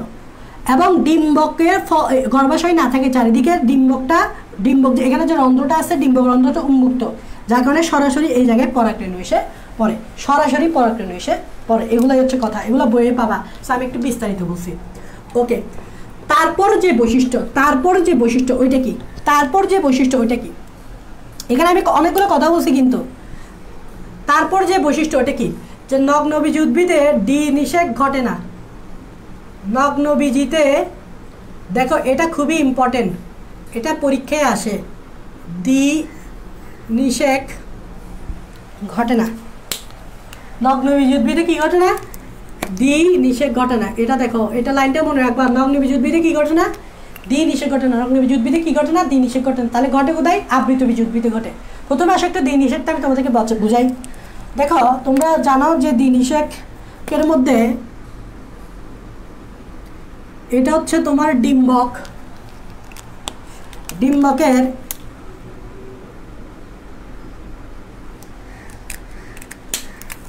দেখো একটু আমি বোঝানোর চেষ্টা করতেছি। এই দেখো এটা হচ্ছে একটা ডিম্বকের আবরণ। এটা হচ্ছে কি? ডিম্বকের আবরণ। এই ডিম্বকের আবরণটাকে বলা হয় ইন্টিগুমেন্ট। এটাকে বলা হয় ডিম্বকের আবরণ। এটাকে কি বলে? ডিম্বকের আবরণ। ঠিক আছে, এটাকে কি বলে? ডিম্বকের আবরণ। এর এখানে একটা ছিদ্র তৈরি করছে, দেখছো? এই ছিদ্রটাকে কি বলে? এই ছিদ্রটাকে বলা হয় মাইক্রোপাইল। এই ছিদ্রটাকে কি বলে? মাইক্রোপাইল। এদিকে একটা ছিদ্র দেখছো, ছিদ্রটাকে কি বলে? মাইক্রোপাইল। এবং মজার বিষয় দেখো যে ডিম্বকের ভিতরে কি হয়। তোমরা জানো ডিম্বকের এদিকে 3টা সেল থাকে। এগুলোকে কি বলে বলো তো? এই 3টা সেলকে কি বলে? মনে আছে? এই 3টা সেলকে কি বলে? এই 3টা সেলকে বলে এন্টিপোডাল সেল অর প্রতিপাদকোষ। এগুলোকে কি বলে? এন্টিপোডাল সেল বা প্রতিপাদকোষ। তারপর তোমরা জানো মাঝখানে 2টা সেল থাকে। এগুলোকে কি বলে বলো তো? এগুলোকে বলে সেকেন্ডারি নিউক্লিয়াস। এগুলোকে বলে সেকেন্ডারি নিউক্লিয়াস। এগুলোকে বলে, তোমরা ক্লাস 9-10-এ পড়ছো, ছোটোবেলায় মানে ক্লাস 9-10-এ পড়ছো। সেকেন্ডারি নিউক্লিয়াসের 2টা বিধায় এটা আমি টুয়াইস এন বলতে পারি। এটাকে আমি টুয়াইস এন বলতে পারি, কারণ 2টা। তারপর দেখো ঠিক এই ছিদ্রের দিকে বড় করে একটা সেল থাকে, আর এর পাশে 2টা সেল থাকে ছোট ছোট। এই যে বড় করে যে সেলটা দেখতে পাচ্ছ, এই সেলটাকে বলা হয় ডিম্বাণু। এই সেলটাকে বলা হয় ডিম্বাণু, আর ডিম্বাণু হচ্ছে হ্যাপ্লয়েড। আর পাশের যে 2টা সেল দেখতে পাচ্ছ, এই 2টা সেলকে কি বলে বলো তো? এই 2টা সেলকে বলা হয় সিনার্জিড সেল। সিনার্জিড বা সহকারী কোষ। এটা হচ্ছে একটা ডিম্বকের ভিতরের অবস্থা। এখন দেখো শুক্রাণু আসবে কোন দিক দিয়ে। ধরো এখানে 2টা শুক্রাণু, একটা শুক্রাণু আর একটা শুক্রাণু। এখানে কয়টা শুক্রাণু? 2টা শুক্রাণু। তো একটা শুক্রাণু এদিক দিয়ে আসলো, এসে এই ছিদ্র দিয়ে যাবে, গিয়ে এই ডিম্বাণুর সাথে মিলিত হবে। তাহলে দেখো একটা শুক্রাণু এন ডিম্বাণুর সাথে মিলবে, এন মিলে কি হবে? Zygote, which is twice N. N আর এন মিলে যেটা হয় সেটা হচ্ছে টুয়াইস এন। এটা হচ্ছে নিষেক। এটাকে কি বলে? নিষেক। এটাকে কি বলে? নিষেক। এখন দেখো আরেকটা শুক্রাণু তো বাকি আছে, এও যাবে, এও ভিতরের দিকে যাবে, গিয়ে এই যে সেকেন্ডারি নিউক্লিয়াস দেখতেছো না, সেকেন্ডারির সাথে মিলিত হবে। তাহলে এখানে আরেকটা নিষেক হয়। এখানে কি হয়? আরেকটা নিষেক হয়, মানে এটা হচ্ছে প্রাইমারি নিষেক। প্রাইমারি নিষেক হওয়ার পর সেকেন্ডারি নিষেকটা হয়। তো সেকেন্ডারি নিষেকে কি আসে, একটা হচ্ছে শুক্রাণু এন, আরেকটা হচ্ছে সেকেন্ডারি নিউক্লিয়াস, আরেকটা হচ্ছে কি plus secondary nucleus, plus secondary nucleus which is twice n। Secondary nucleus তুমি দেখো তো, দেখে বলো তো দুইটা twice n। তো বলো তো শুক্রাণু আর সেকেন্ডারি নিউক্লিয়াস যদি মিলে যেটা হবে সেটা কি 3n হবে না? 2n প্লাস 1n, তাহলে 3n। তাহলে 3n সেটা কি বলো তো, সেটা হচ্ছে এন্ডোস্পার্ম। সেটা হচ্ছে কি বলো তো, সেটা হচ্ছে endosperm which is triploid. 3n এন্ডোস্পার্মকে বাংলায় বলে শ্বাস। তোমরা কি দেখতে পাচ্ছ, মানে দেখা যাচ্ছে বোর্ড, বোর্ডে লেখা দেখা যাচ্ছে? হ্যাঁ দেখা যাচ্ছে। এটাকে বলা কি শ্বাস। এন্ডোস্পার্ম মানে হচ্ছে কি শ্বাস, এন্ডোস্পার্ম মানে হচ্ছে কি শ্বাস। তোমরা ফ্রেন্ডদেরকে মেনশন করো, লাইভ শেষ করার পরও মেনশন করবে, কারণ অনেকের কাছে নোটিফিকেশন যায় না। অনেকের কাছে এই যে আমি লাইভে আসি, গ্রুপে যে লাইভে আসি, এটা নোটিফিকেশন যায় না। তো নোটিফিকেশন যায় না যেহেতু, তো অনেকে লাইভটা করতে পারে না সঠিক সময়ে, বুঝছো? তো তখন কিন্তু ওদেরকে পরে দেখতে হয়। তো পরে দেখতে হলে অনেকের কাছে পরেও নোটিফিকেশন যায় না। তাই তোমরা যদি ফ্রেন্ডদেরকে মেনশন করে দাও, ওরা কমেন্টে সেটা আসবে নোটিফিকেশনে, ওরা তখন ওখানে ঢুকে লাইভটা দেখতে পারবে। সো আসলে এগুলো বলতে হয় না, এগুলো তোমাদেরকে করতে হবে অটোমেটিক, কারণ তোমরাও করবা, তোমাদের ফ্রেন্ডরাও করবে, তোমরাও উপকৃত হবা, তোমাদের ফ্রেন্ডরাও উপকৃত হবে, ঠিক আছে? এরকম বেসিক ক্লাস যদি তুমি করতে পারো তাহলে কেন তোমার ফ্রেন্ড করবে না? সো তোমার ফ্রেন্ডকে মেনশন করবা, লাইভ শেয়ার করবা, তাহলে সবাই মিলে শিখতে পারবা ভালো কিছু, ঠিক আছে? আমরা সবাই মিলে ভালো কিছু শিখতে পারবো, ঠিক আছে? এগুলো বলতে হয় না, এগুলো তোমাদেরকে করতে হবে। দেখো এটা হচ্ছে এন্ডোস্পার্ম, বাংলায় বলে শ্বাস। এটা হচ্ছে ট্রিপ্লয়েড। তাহলে এটা আমি কার ক্ষেত্রে বলছি বলতো? এই জিনিসটা বলছি আমি আবৃতবীজী উদ্ভিদের ক্ষেত্রে। কার ক্ষেত্রে? তাহলে লিখে রাখো, আবৃতবীজী উদ্ভিদে দ্বিনিষেক ঘটে। প্রথম নিষেকে শুক্রাণুর সাথে ডিম্বাণু মিলে জাইগোট হয়। দ্বিতীয় নিষেকে শুক্রাণুর সাথে সেকেন্ডারি নিউক্লিয়াস মিলে এন্ডোস্পার্ম বা শ্বাস হয়। এবং মনে রাখতে হবে, এটা এমসিকিউতে আসে, এন্ডোস্পার্ম হচ্ছে ট্রিপ্লয়েড মানে 3n, এটা এমসিকিউতে আসে। আবৃতবীজী উদ্ভিদের ক্ষেত্রে এন্ডোস্পার্ম হচ্ছে 3n ট্রিপ্লয়েড, এটা এমসিকিউতে আসে। আবৃতবীজী উদ্ভিদের ক্ষেত্রে এন্ডোস্পার্ম বা শ্বাস হচ্ছে 3n। এন্ডোস্পার্মের কাজ কি? সেটা হচ্ছে ভ্রূণকে পুষ্টি দেওয়া। জাইগোটটা একসময় কি হবে বলো তো? জাইগোটটা হবে ভ্রূণ। তো এই ভ্রূণের বর্ধনের জন্য, বৃদ্ধির জন্য কিছু পুষ্টি লাগবে না? এই পুষ্টিটা সাপ্লাই দিবে কে? এন্ডোস্পার্ম বা শ্বাস। আর এন্ডোস্পার্ম বা শ্বাস কত? ট্রিপ্লয়েড। কার জন্য? নগ্নবীজী না। কার জন্য? লিখে রাখো। আবার মনে করবে এটা নগ্নবীজির জন্য, লিখে রাখো এখানে আবৃতবীজী, লিখে রাখো। নোট এভাবে আমার মতো করে লিখে রাখো। এটা কার ক্ষেত্রে? আবৃতবীজির ক্ষেত্রে, নগ্নবীজির জন্য বলি নে ভাইয়া। আচ্ছা, তো দেখো তাহলে নগ্নবীজিতে দ্বিনিষেক ঘটে না। তাহলে ভাইয়া নগ্নবীজিতে যদি দ্বিনিষেক না ঘটে তাহলে শুধুমাত্র কোনটা ঘটবে? এই দেখো, শুধুমাত্র কোনটা ঘটবে? এই দেখো, এর নিচেরটা আমি একটু মুছে দিচ্ছি। এই দেখো নিচেরটা আমি একটু মুছে দিচ্ছি। দেখো আবৃতবীজিতে, নগ্নবীজিতে শুধুমাত্র এইটা ঘটে, শুক্রাণুর সাথে ডিম্বাণু মিলিত হয়ে জাইগোট হয়। শুক্রাণুর সাথে ডিম্বাণু মিলিত হয়ে কি হয়? জাইগোট হয়। শুক্রাণুর সাথে ডিম্বাণু মিলিত হয়ে কি হয়? জাইগোট হয়। এই জন্য নগ্নবীজিতে দ্বিনিষেক ঘটে না, মানে সেকেন্ডারি নিউক্লিয়াসের সাথে তোমার ওই বাকি শুক্রাণুটা মিলে না, শুধু দ্বিনিষেক ঘটে। তবে আরেকটা জিনিস মনে রাখতে হবে যে এই যে অংশটা দেখতেছ, এই যে অংশটা, এই যে অংশটা, ঠিক আছে? শুক্রাণু, ঠিক আছে, মিলে না, ভালো কথা, কিন্তু ওদের যে এন্ডোস্পার্মটা থাকে, নগ্নবীজিতে যে এন্ডোস্পার্মটা থাকে, এটা একটু লিখে রাখো। নগ্নবীজিতে যে এন্ডোস্পার্মটা থাকে, সেটা হচ্ছে হ্যাপ্লয়েড। এটা একটু সাইড নোট নিয়ে লিখে রাখো। নগ্নবীজিতে যে এন্ডোস্পার্মটা থাকে সেটা হচ্ছে হ্যাপ্লয়েড। নগ্নবীজিতে যে এন্ডোস্পার্ম, এটা পরীক্ষায় আসবেই আসবে, এটা পরীক্ষায় মাস্ট আসবে, লিখে রাখো, এটা আসবেই আসবে। নগ্নবীজিতে এন্ডোস্পার্ম হ্যাপ্লয়েড, আর আবৃতবীজিতে এন্ডোস্পার্ম কি? ট্রিপ্লয়েড। তাহলে দুইটার মধ্যে ডিফারেন্স দেখো, নগ্নবীজিতে এন্ডোস্পার্ম কি? নগ্নবীজিতে এন্ডোস্পার্ম হ্যাপ্লয়েড, এটা পরীক্ষায় আসবে। নগ্নবীজিতে এন্ডোস্পার্ম বা শ্বাস, এটা কি আরেকটা নাম বলে কি? শ্বাস। কি? হ্যাপ্লয়েড। কিন্তু আবৃতবীজিতে এন্ডোস্পার্ম কি? ট্রিপ্লয়েড। এটা লিখে রাখো, এটা পরীক্ষায় আসবেই আসবে। বলবে নগ্নবীজ উদ্ভিদে অ্যান্ডোস্পার্ম কি ধরনের? বা অ্যান্ডোস্পার্ম কি হ্যাপ্লয়েড, ডিপ্লয়েড নাকি ট্রিপ্লয়েড?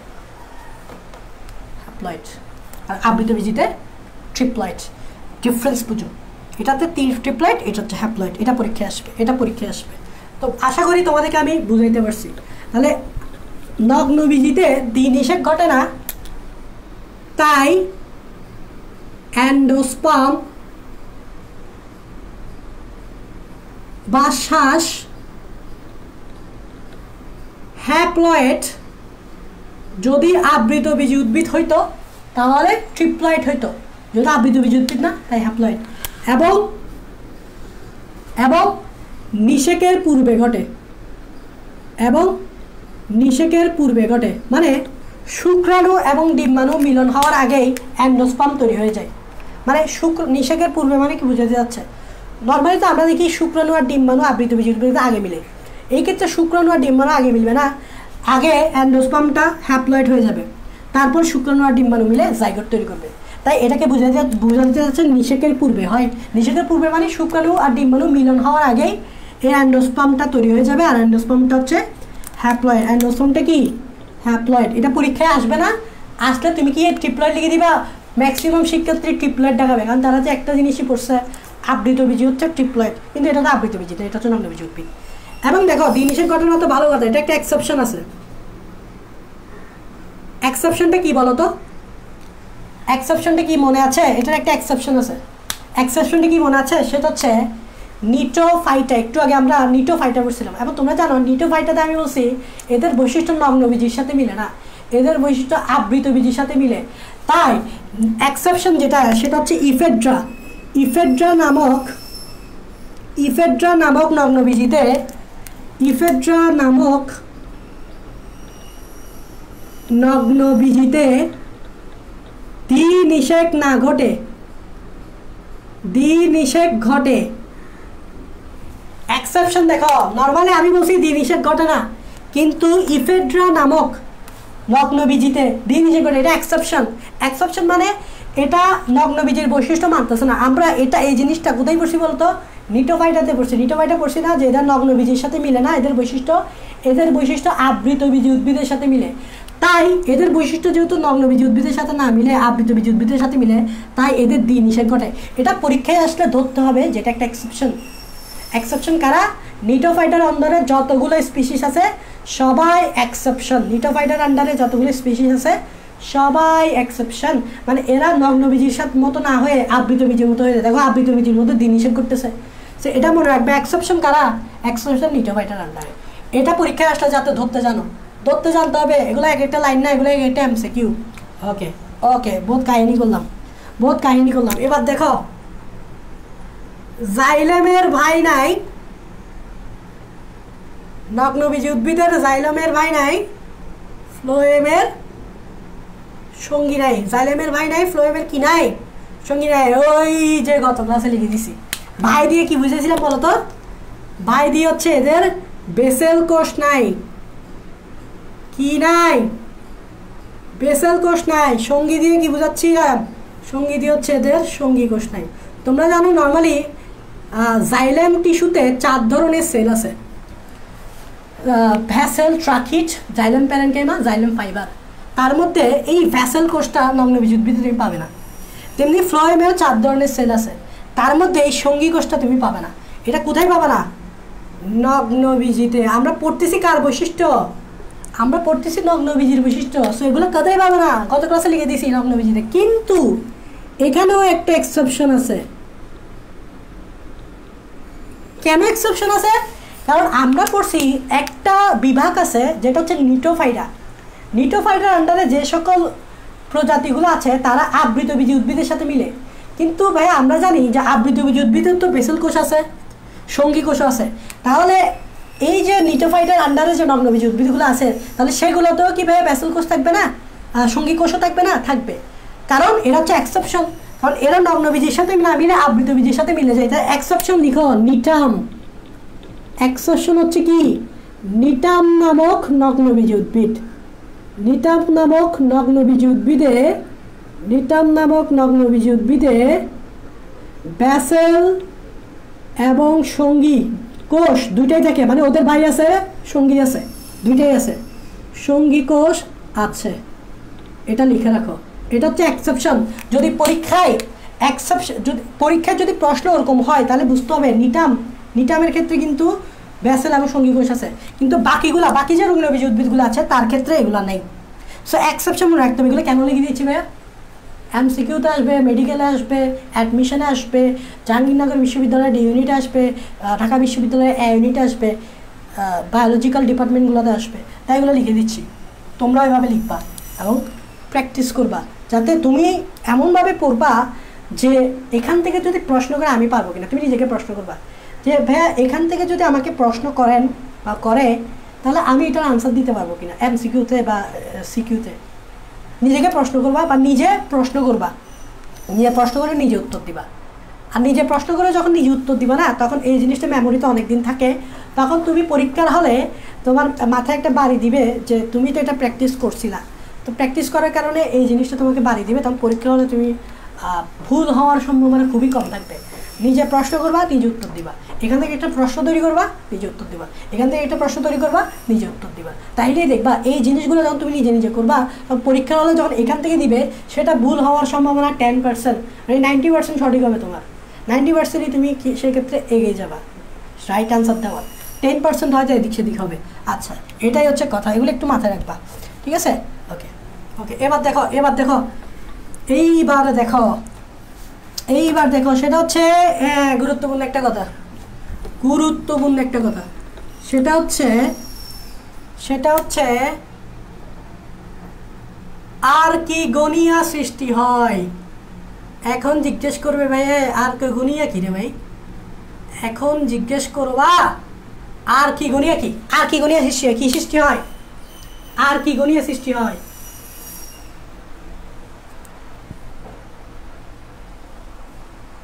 এখন কি সৃষ্টি হয়? আর্কিগোনিয়া সৃষ্টি হয়। এখন তুমি হয়তো বলবা যে ভাইয়া আর্কিগোনিয়া কি? ভাইয়া আর্কিগোনিয়াই তো বুঝি না, কি বলেন আর্কিগোনিয়া সৃষ্টি হয়? প্রথমে আসো, মনোযোগ দাও, বুঝবে, বুঝবে। আমি এটা ইয়া করে দেয়, পর্দাটা একটু হ্যাঁ, আর্কিগোনিয়া সৃষ্টি হয়। এখন দেখো আর্কিগোনিয়া কি এটা জানতে হবে। প্রথমে দেখো একজনে বলছে ভাই ক্লাসটা শেষ করে দাও, আমার তো মনে হচ্ছে 1 ঘন্টা হয়েছে, সো আমি আরও কিছুক্ষণ কন্টিনিউ করতে পারি। তোমার যদি ক্লাস থাকে তাহলে তুমি পরে এসে দেখিও, সমস্যা নেই। হ্যাঁ, আর্কিগোনিয়া এটাকে আমাকে শেষ করতে হবে। আর্কিগোনিয়া সৃষ্টি হয়, এই জিনিসটা অ্যাকচুয়ালি কি? প্রথমে দেখো আর্কিগোনিয়া কথাটার অর্থ কি। দেখো আর্কিগোনিয়ার কথাটা হচ্ছে স্ত্রী জনন অঙ্গ। স্ত্রী জনন অঙ্গ। ভালো করে দেখো, এখান থেকে এমসিকিউ যত 14-20টি প্রশ্ন করা যায় সব বাই করবো। প্রথমে আসো আর্কিগোনিয়া স্ত্রী জনন অঙ্গ। তার মানে তোমাকে যদি আমি জিজ্ঞেস করি ভাইয়া আর্কিগোনিয়া কি, তাহলে তুমি বলবা কি? আর্কিগোনিয়া হচ্ছে স্ত্রী জনন অঙ্গ। এতটুকু ক্লিয়ার? আচ্ছা, এতটুকু ক্লিয়ার হলে ভালো। এখন দেখো এই আর্কিগোনিয়াটা দেখতে কীরকম, আমি একটা আর্কিগোনিয়ার ফিগার রাখছি। এই আর্কিগোনিয়াটা দেখতে হচ্ছে এরকম।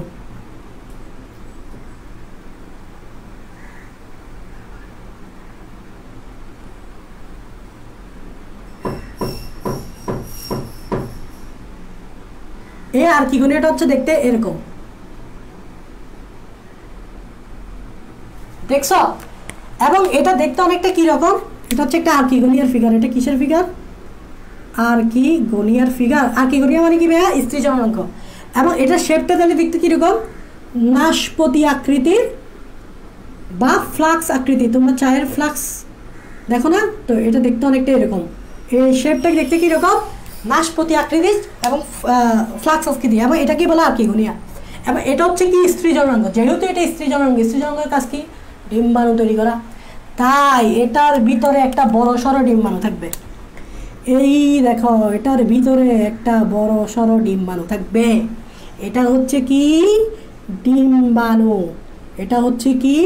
ডিম্বাণু। তাহলে এটা একটা কিসের ফিগার? আর্কিগোনিয়া। আর্কিগোনিয়া কি? স্ত্রী জননাঙ্গ। যেহেতু এটা স্ত্রী জননাঙ্গ, তাহলে এর কাজ কি? ডিম্বাণু তৈরি করা। এই দেখো, এর ভিতরে ডিম্বাণু তৈরি হলো। তাহলে আমি কি বলতে পারি? আর্কিগোনিয়া কি উৎপন্ন করে?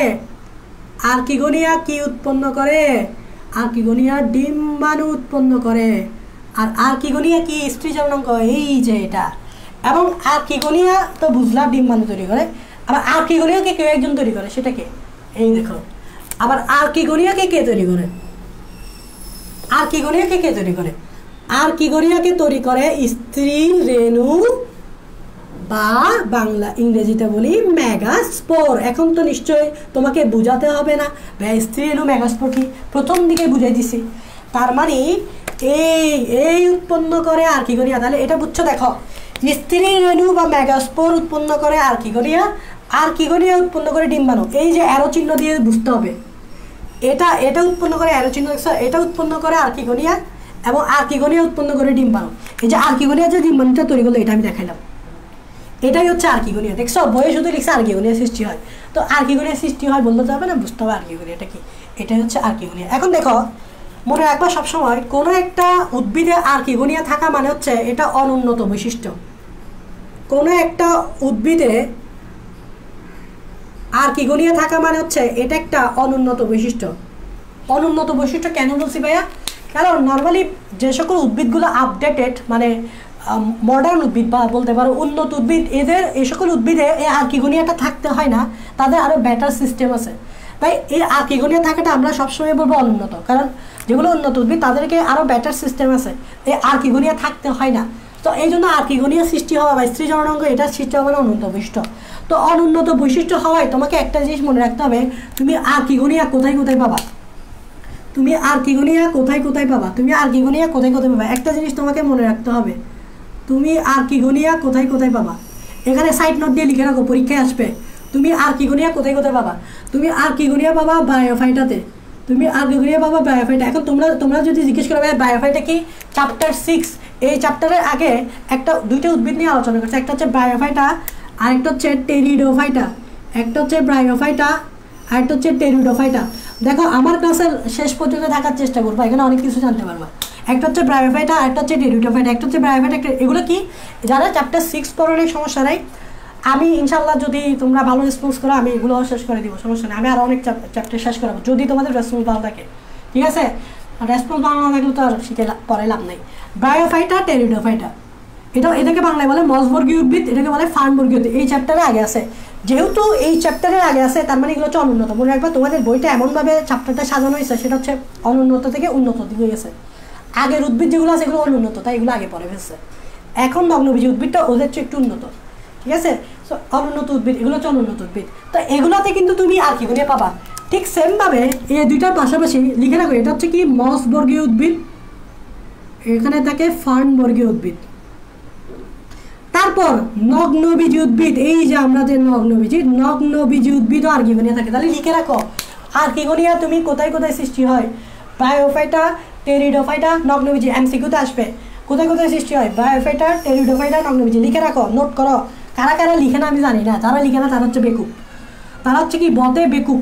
বায়োফাইটা, টেরিডোফাইটা, নগ্নবীজি, বায়োফাইটা, টেরিডোফাইটা, নগ্নবীজি, এগুলোতে কি আর্কিগোনিয়া থাকে, যে কি থাকে যে আর্কিগোনিয়া। তাহলে থাকে না কোথায়, এই তিনটার বাইরে যতগুলো উদ্ভিদ আছে সেগুলো থাকে না। তাহলে এই তিনটার বাইরে একটা উদ্ভিদ আছে, সেটা হচ্ছে আবৃতবীজি উদ্ভিদ। তোমাকে প্রশ্ন করবে এটা নিচের কোন উদ্ভিদে আর্কিগোনিয়া সৃষ্টি হয় না, অপশনে এই তিনটে উদ্ভিদ দিবে, এগুলোতে তো আর্কিগোনিয়া সৃষ্টি হয়, দিয়ে দিবে আবৃতবীজি উদ্ভিদ। তাহলে আনসার হবে আবৃতবীজি উদ্ভিদ, কারণ এখানে আমি আবৃতবীজি উদ্ভিদ লিখি নাই। তার মানে আবৃতবীজি উদ্ভিদে আর্কিগোনিয়া সৃষ্টি হয় না, আর্কিগোনিয়া সৃষ্টি হয় ব্রায়োফাইটা, টেরিডোফাইটা, নগ্নবীজি। এটা এভাবেই প্রশ্নটা আসবে, এভাবেই প্রশ্নটা আসবে। আই হোপ বুঝতে পারছো। যারা বুঝতে পারে নাই এর চেয়ে বেটার মনে হয় আর বোঝানো সম্ভব না। আর্কিগোনিয়া শেষ। এখন মাঝে মধ্যে স্ত্রী জননাঙ্গটা বললাম, এখন তোমরা হয়তো জিজ্ঞেস করতে ভাই পুরুষরা কি দোষ করছে, ভাই পুরুষরা কি দোষ করছে, পুরুষ জননাঙ্গ কোথায়? দেখো পুরুষ জননাঙ্গকে নর্মালি আমরা যদি বলি অনুন্নত বৈশিষ্ট্য, তাহলে এটাকে বলা হয় অ্যান্থেরিডিয়া, এটাকে বলা হয় অ্যান্থেরিডিয়া। এটা হচ্ছে পুরুষ জননাঙ্গ, পুরুষ জননাঙ্গ, এবং এটাও কিন্তু অনুন্নত বৈশিষ্ট্য। লিখে রাখো, এটাও কিন্তু অনুন্নত বৈশিষ্ট্য, মানে হচ্ছে এগুলো অনুন্নত উদ্ভিদগুলোতে থাকবে। এগুলো থাকা মানে কি অনুন্নত বৈশিষ্ট্য, কারণ উন্নত উদ্ভিদগুলোতে তো এগুলো থাকে না। এবং অ্যান্থেরিডিয়ার কাজ কি বলতো, সেম শুক্রাণু উৎপন্ন করা। অ্যান্থেরিডিয়ার কাজ কি, শুক্রাণু উৎপন্ন করা। এদের কাজ কি, ডিম্বাণু উৎপন্ন করা। এর কাজ কি, শুক্রাণু উৎপন্ন করা। এখন তুমি অ্যান্থেরিডিয়া কোথায় কোথায় পাবা না, মজার ব্যাপার হচ্ছে তুমি নগ্নবীজিতে অ্যান্থেরিডিয়া পাবে না, নগ্নবীজিতে অ্যান্থেরিডিয়া পাবে না, শুধু দুইটা জায়গায় পাবে, একটা হচ্ছে ব্রায়োফাইটা আর একটা হচ্ছে টেরিডোফাইটা। শুধুমাত্র এই দুইটাতেই তুমি অ্যান্থেরিডিয়া পাবা, শুধুমাত্র এই দুইটাতেই তুমি অ্যান্থেরিডিয়া পাবা। ব্রায়োফাইটা আর টেরিডোফাইটাতেই তুমি শুধু অ্যান্থেরিডিয়া পাবা, আর কোনোটাতে পাবা না, মানে নগ্নবীজিতেও পাবে না, আবৃত বুদ্ধিতেও পাবে না। এই জন্য দেখো নগ্নবীজি উদ্ভিদের বৈশিষ্ট্যে অ্যান্থেরিডিয়া লিখে নেই, এই জন্য দেখো নগ্নবীজি উদ্ভিদের বৈশিষ্ট্যে অ্যান্থেরিডিয়া লিখে নেই। তার মানে মনে রাখবা নগ্নবীজিতে কি থাকে না, অ্যান্থেরিডিয়া থাকে না। নগ্নবীজিতে কি থাকে না, অ্যান্থেরিডিয়া থাকে না। এই জন্য দেখবা নগ্নবীজি উদ্ভিদের বৈশিষ্ট্যে অ্যান্থেরিডিয়া লেখা নেই। অ্যান্থেরিডিয়া থাকে ব্রায়োফাইটা টেরিডোফাইটাতে, আবৃত বীজিতেও থাকে না, নগ্নবীজিতেও থাকে না। কিন্তু নগ্নবীজিতে আর কি গুণিয়া থাকে, ব্রায়োফাইটাতে থাকে, টেরিডোফাইটাতে থাকে। আই হোপ তোমাদেরকে বুঝাতে পারছি। যদি কোয়েশ্চেন আসে এখান থেকে কীভাবে কোয়েশ্চেন আসে ধরতে পারছো তো। ওকে ওকে দেখো,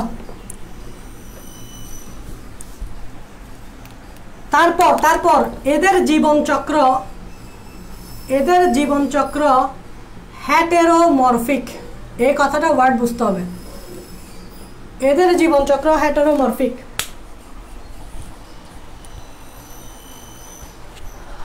এদের জীবনচক্র হ্যাটেরোমরফিক, এদের জীবনচক্র হ্যাটেরোমরফিক। দেখো একটা বৈশিষ্ট্য, কতগুলো বৈশিষ্ট্য আমি পড়াই চলে যেতে পারতাম, আমার স্টাইলটা বুঝতেছো তো। আমি একটা লাইন তোমাকে বুঝিয়ে দিব, বৈশিষ্ট্য এমনি এভাবে পড়ে যাইলে হবে না ভাই।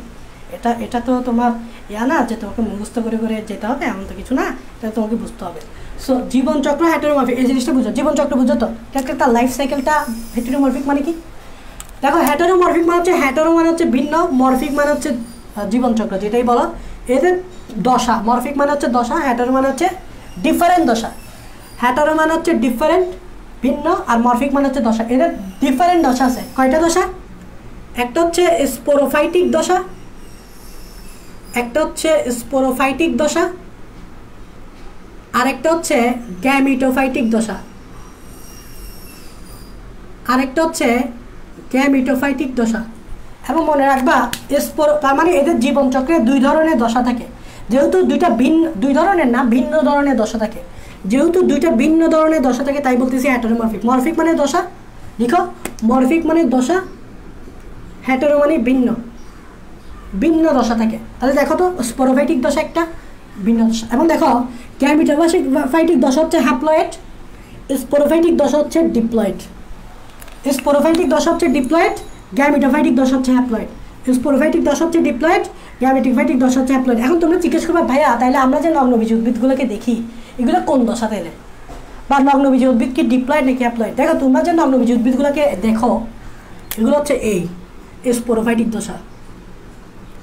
নগ্নবীজির ক্ষেত্রে তোমরা যেগুলো দেখো এগুলো হচ্ছে মানে মাটিতে দেখো স্পোরোফাইটিক আছে, এই জন্য নগ্নবীজি উদ্ভিদও কিন্তু ডিপ্লয়েড, টয়েসেন। নগ্নবীজি উদ্ভিদ কি টয়েসেন।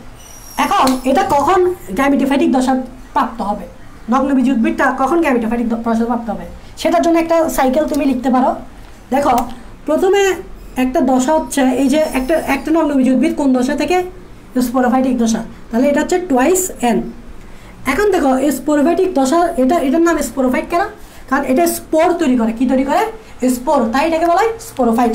তাহলে এটা একটা কি তৈরি করলো, স্পোর তৈরি করলো। এবং স্পোর তৈরি হলো কেন? এখানে মিওসিস ঘটার কারণে। এখানে কি ঘটার কারণে? মিওসিস। তাহলে বলো তো স্পোরোফাইট যদি টুয়াইস এন হয়, মিওসিস ঘটলে স্পোর হবে এন, স্পোর হবে এন। এখন দেখো তোমরা কি জানো, আমি শুরুতেই বলছিলাম স্পোর থেকে স্পোর একটা ডাইরেক্ট উদ্ভিদ তৈরি করার একটা ক্ষমতা রাখে। মানে স্পোরটা ফিউজ হইতে হয় না, যখন গ্যামেট শুক্রাণুর সাথে ডিম্বাণু মিলতে হয়, স্পোরের ক্ষেত্রে সেরকম হইতে হয় না, স্পোর থেকে কিন্তু ডাইরেক্ট উদ্ভিদ হওয়া যায়। তো এই জন্য স্পোরটা অঙ্কুরোদ্গমের মাধ্যমে একটা নতুন উদ্ভিদ তৈরি করে ফেলবে, সেটা হচ্ছে গ্যামাটোফাইট। এই উদ্ভিদের দশাটা তৈরি করে ফেলছে। দেখো স্পোর ডাইরেক্ট একটা উদ্ভিদ তৈরি করার ক্ষমতা রাখে। আচ্ছা বলো তো স্পোর যদি এন হয় তাহলে গ্যামেটোফাইটটাও এন হবে না? গ্যামেটোফাইটটাও এন হবে না, কারণ স্পোর থেকে তো আসছে, নাকি টুয়াইস এন হবে না? এন থেকে কোনো টুয়াইস এন পসিবল? এন থেকে তো এনই হবে। এই জন্য গ্যামেটোফাইট হচ্ছে এন। দেখো এই জন্য গ্যামেটোফাইট হচ্ছে এন। আচ্ছা গ্যামেটোফাইটটা কি আবার স্পোরোফাইট হতে পারে? পারে। দেখো এটার নাম গ্যামেটোফাইট কেন বলো তো? এটার নাম গ্যামেটোফাইট কেন? কারণ এগুলো গ্যামেট তৈরি করে। কি তৈরি করে? গ্যামেট। ধরো এখানে আমি একটা শুক্রাণু লিখলাম, এটা একটা শুক্রাণু তৈরি করলো হুইচ ইজ এন। তাহলে কিভাবে তৈরি করছে? এখানে মাইটোসিস হয়েছে, এখানে কি হয়েছে? এখন তোমরা এই জায়গায় একটু কনফিউজ হয়ে যাবে, ভাই আচ্ছা গ্যামিটোফাইটে মাইটোসিস হলে কেমনে শুক্রাণু হয়? আচ্ছা বলো তো, এটা হচ্ছে এন, এন থেকে কখনো কি এটা যদি টুয়াইস এন হইতো তাহলে আমি হয়তো বলতাম মিওসিস হয়েছে। তো এখানে তো আসলে এন থেকে এটা এন হয়েছে, দেখো এন থেকে এন হয়েছে, দেখো এন থেকে কি হয়েছে, এন থেকে এন হওয়া কি মিওসিস? না, মিওসিসে ক্রোমোজোম সংখ্যা হ্রাস পায়। এন থেকে এন হওয়া মানে হচ্ছে মাইটোসিস, তাই আমি এখানে মাইটোসিস লিখছি। আচ্ছা এই শুক্রাণু তো নিজে গাছ করার তৈরি করার ক্ষমতা নাই, এই একটা ডিম্বাণুর সাথে মিলবে। ধরো আরেকটা গ্যামেটোফাইট আসছে, আরেকটা গ্যামেটোফাইট থেকে ডিম্বাণু আসছে, এই ডিম্বাণুটাও এন, এই ডিম্বাণুটা কোথেকে আসছে? আরেকটা গ্যামেটোফাইট থেকে আসছে, আরেকটা কোথেকে আসছে? আরেকটা গ্যামেটোফাইট থেকে আসছে। এই শুক্রাণু আর ডিম্বাণু মিলিত হয়ে কি তৈরি করবে? শুক্রাণু আর ডিম্বাণু মিলিত হয়ে তৈরি করবে জাইগোট। কি তৈরি করবে? জাইগোট। আর বলো তো এন আর এন মিলে জাইগোট কি হবে? Twice N. আর এই জাইগোটটা হয়ে যাবে স্পোরোফাইট। এই জন্য দেখো জাইগোটো টুয়াইস এন, স্পোরোফাইটো টুয়াইস এন, জাইগোটো টুয়াইস এন, স্পোরোফাইটো টুয়াইস এন, জাইগোটো টুয়াইস এন, স্পোরোফাইটো টুয়াইস এন। এটা হচ্ছে বেসিক জিনিস, এটা হচ্ছে বেসিক জিনিস। দেখছো কত মজা? এর চেয়ে মজার জিনিস আছে আর? স্পোরোফাইটে মিওসিস হয়েছে, স্পোর তৈরি হয়েছে, sporophyte twice N, spore N, যেহেতু মিওসিস হয়েছে, স্পোর থেকে ডাইরেক্ট একটা গ্যামিটোফাইট উদ্ভিদ তৈরি হয়ে গেছে, যেহেতু এটা এন এটাও এন হবে স্বাভাবিক। গ্যামিটোফাইট কেন বলি? কারণ এটা গ্যামেট তৈরি করে, এই যে গ্যামেট তৈরি করলো। মাইটোসিস হলো কেন? কারণ এটাও এন এটাও এন, স্বাভাবিক মাইটোসিস হিসাবে। আরেকটা গ্যামিটোফাইট আসলো, আরেকটা গ্যামিটোফাইট ডিম্বাণু সাপ্লাই দিল, শুক্রাণু আর ডিম্বাণু মিলে জাইগোট তৈরি হলো, হুইচ ইজ টুয়াইস এন, জাইগোটটা হয়ে গেল স্পোরোফাইট। এই জন্য স্পোরোফাইট ও টুয়াইস এন। এই জন্য বলা হয় এদের জীবনচক্র, এটাকে কি বলে? হ্যাটেরোমরফিক জীবনচক্র। এটাকে কি বলে? হ্যাটেরোমরফিক জীবনচক্র। বুঝছো না? এর চেয়ে ভালো আর বোঝানো পসিবল না, এটাই হচ্ছে কথা। হ্যাঁ লিখছো তো লিখছো তো লিখছো তো লিখছো তো লিখছো তো মুছে দিই। এর চেয়ে ভালো বোঝানো আমার মনে হয় না এত সময় নিয়ে পসিবল। আরেকটা মারাত্মক ইম্পর্টেন্ট একটা প্রশ্ন, সেটা হচ্ছে leaf scar. Leaf scar, what is leaf scar? মারাত্মক ইম্পর্টেন্ট, পরীক্ষা আসবে।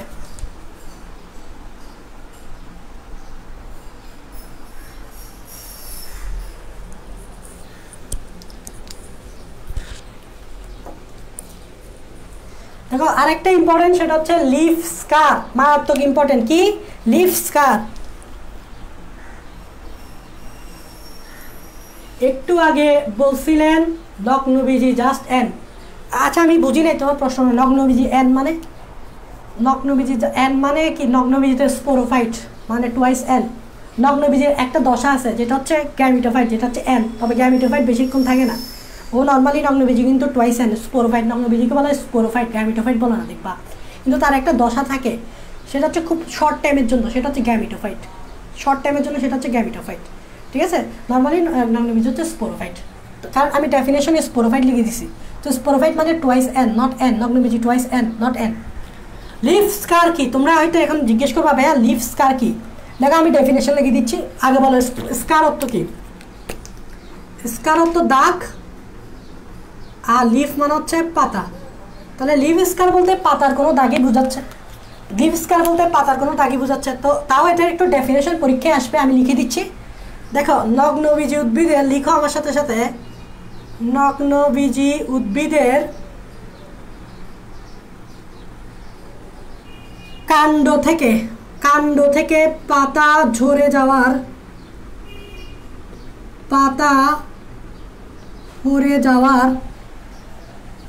পর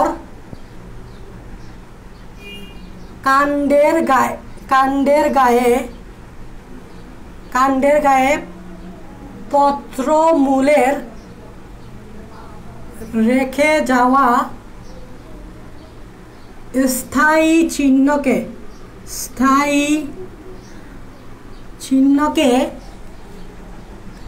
লিফ স্কার বলে। স্থায়ী চিহ্নকে লিফ স্কার বলে। এটা পরীক্ষায় যদি 1 নম্বরে আসে তাহলে এই ডেফিনেশনটাই লিখে দিব, আমি যেটা লিখছি এটা। আমি আবার বলতেছি, নগ্নবীজি উদ্ভিদের কাণ্ড থেকে পাতা ঝরে যাওয়ার পর কাণ্ডের গায়ে পত্রমূলের রেখে যাওয়া স্থায়ী চিহ্নকে, দাগকে লিফ স্কার বলে। এটা একটা আমি ফিগারের মাধ্যমে তোমাদেরকে বুঝাই। দেখো এটা হচ্ছে একটা নগ্নবীজি উদ্ভিদের কাণ্ড। এটা হচ্ছে একটা কি? নগ্নবীজি উদ্ভিদের কাণ্ড। এই কাণ্ডর গায়ে কি থাকবে? পাতা থাকবে। ধরো পাতা, যেমন দেখো আমি দেখাচ্ছি, এই কাণ্ডের গায়ে এখানে একটা পাতা আছে, এটা হচ্ছে পাতার পত্রমূল বা বোটা যেটাই বলো। এই যে এখানে একটা পাতা আছে সাপোজ, ঠিক আছে, এইখানে একটা পাতা আছে, এইখানে একটা পাতা আছে, এইখানে একটা পাতা আছে। তো এইখানে একটা পাতা আছে, এইখানে একটা পাতা আছে, এইখানে একটা পাতা আছে, ঠিক আছে। এই দেখো 4টা পাতা আছে সাপোজ। এখন দেখো উদ্ভিদের যে কোনো এক সময় কিন্তু পাতা ঝরে যায়, শীতকালে পাতা ঝরে যায়। তো ধরো এই পাতাটা ঝরে গেলে উপরেরটা শুধু ঝরবে না, এই যে পাতার বোটাটা এটা সহ ঝরবে, পুরাটাই ঝরবে। তো যদি পাতা ঝরে যায় তাহলে ঘটনা কী হবে দেখো, পাতা যদি ঝরে যায় তাহলে ঘটনা কী হবে দেখো। এই যে পাতাটা ঝরে যাচ্ছে, সাপোজ পাতা ঝরে গেল, তাহলে এই পত্রমূল, এটা এই জায়গাটা হচ্ছে পত্রমূল, তাহলে এটা সহ ঝরে পড়বে। তো এটা সহ ঝরে পড়লে আমি এদিক দিয়ে এটা বাদ দিয়ে দিতে পারি, এই পাতাটা ঝরে গেল। তো পাতাটা ঝরে গেলে এই যে পত্রমূল যেটা ছিল এই জায়গায় যেটা যুক্ত ছিল, এটা এদিক দিয়ে একটা দাগ সৃষ্টি করবে। এটা ঝরে গেলে এই যে পত্রমূলটা, পত্রমূল মানে বুঝো তো, মূল মানে গোড়ার অংশ, এখানে যে জিনিসটা যুক্ত ছিল এটা এখানে একটা দাগ সৃষ্টি করবে। এই জায়গাটা যখন ঝরে পড়বে তখন এই জায়গা রেখে যাওয়া একটা দাগ সৃষ্টি করবে। এই পাতাটা যখন ঝরে পড়বে, ঠিক সেমভাবে এই পাতাটা যখন সৃষ্টি করবে, ঝরে পড়বে, তখন এই পাতার রেখে যাওয়া একটা দাগ সৃষ্টি হবে। এই যে এখানে একটা দাগ, এই যে এখানে একটা দাগ, এখানে একটা দাগ, এই দাগ, এই দাগটাকে বলা হয় লিফ স্কার। এই দাগটাকে বলা হয় লিফ স্কার। এটা স্থায়ী চিহ্ন, মানে কাণ্ডতে থেকে যায়। এটা কাণ্ডের গায়ে দাগটা আজীবন থেকে যায়, স্থায়ী। এবং এটা নগ্নবীজ উদ্ভিদের একটি ভিন্নতম বৈশিষ্ট্য, এটা খুব ইম্পর্টেন্ট, পরীক্ষায় আসবে। লিফ স্কার কি? আশা করি লিফ স্কার কি বুঝতে পারছো। লিফ স্কার কি? নগ্নবীজ উদ্ভিদের কাণ্ড থেকে পাতা ঝরে যাওয়ার পর কাণ্ডের গায়ে পত্রমূলের রেখে যাওয়া স্থায়ী চিহ্নকে বলা হয় লিফ স্কার। একটা ফিগার দিয়ে আমি তোমাকে লিফ স্কার বোঝানোর চেষ্টা করছি। এই দাগগুলাই হচ্ছে লিফ স্কার, এগুলো স্থায়ী চিহ্ন, নট অস্থায়ী, এগুলো থেকে যায়। বুঝছো স্কার? বুঝছো লিফ স্কার? পারবা পরীক্ষা আসলে লিখতে? পারবা। তাহলে দেখো আমরা নগ্নবীজ উদ্ভিদের বৈশিষ্ট্য শেষ করছি। আরেকটা বৈশিষ্ট্য লিখতে পারো, এদের পরাগায়ন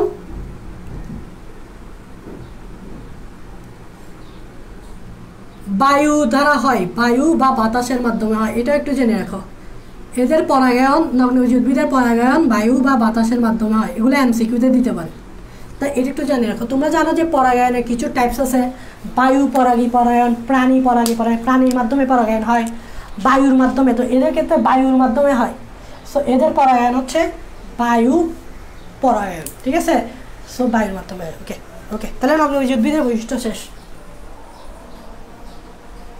আশা করি বুঝতে পারছো। কি রে, ক্লাস কি ভালো লাগতেছে? বেসিক ক্লিয়ার হচ্ছে তো? হ্যাঁ, বেসিক ক্লিয়ার হচ্ছে তো? ক্লাস ভালো লাগতেছে তো? বেসিক ক্লিয়ার হচ্ছে কিনা এটা বলো।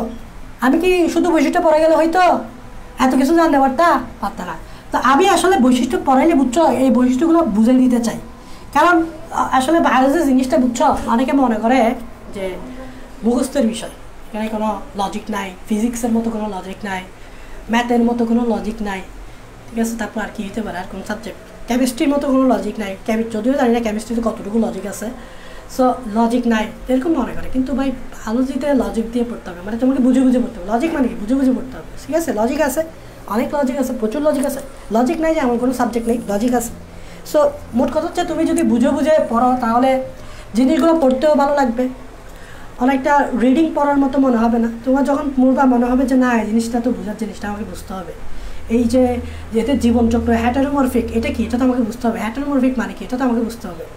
এই যে লিফ স্কার, এটা তো আমাকে বুঝতে হবে। পাতার দাগ, এটা তো আমাকে বুঝতে হবে, ঠিক আছে। তারপর মাইক্রোস্পোরোফিল, মেগাস্পোরোফিল, ঠিক আছে। তারপর ডি নিষেক, এগুলো তো বুঝতে হবে।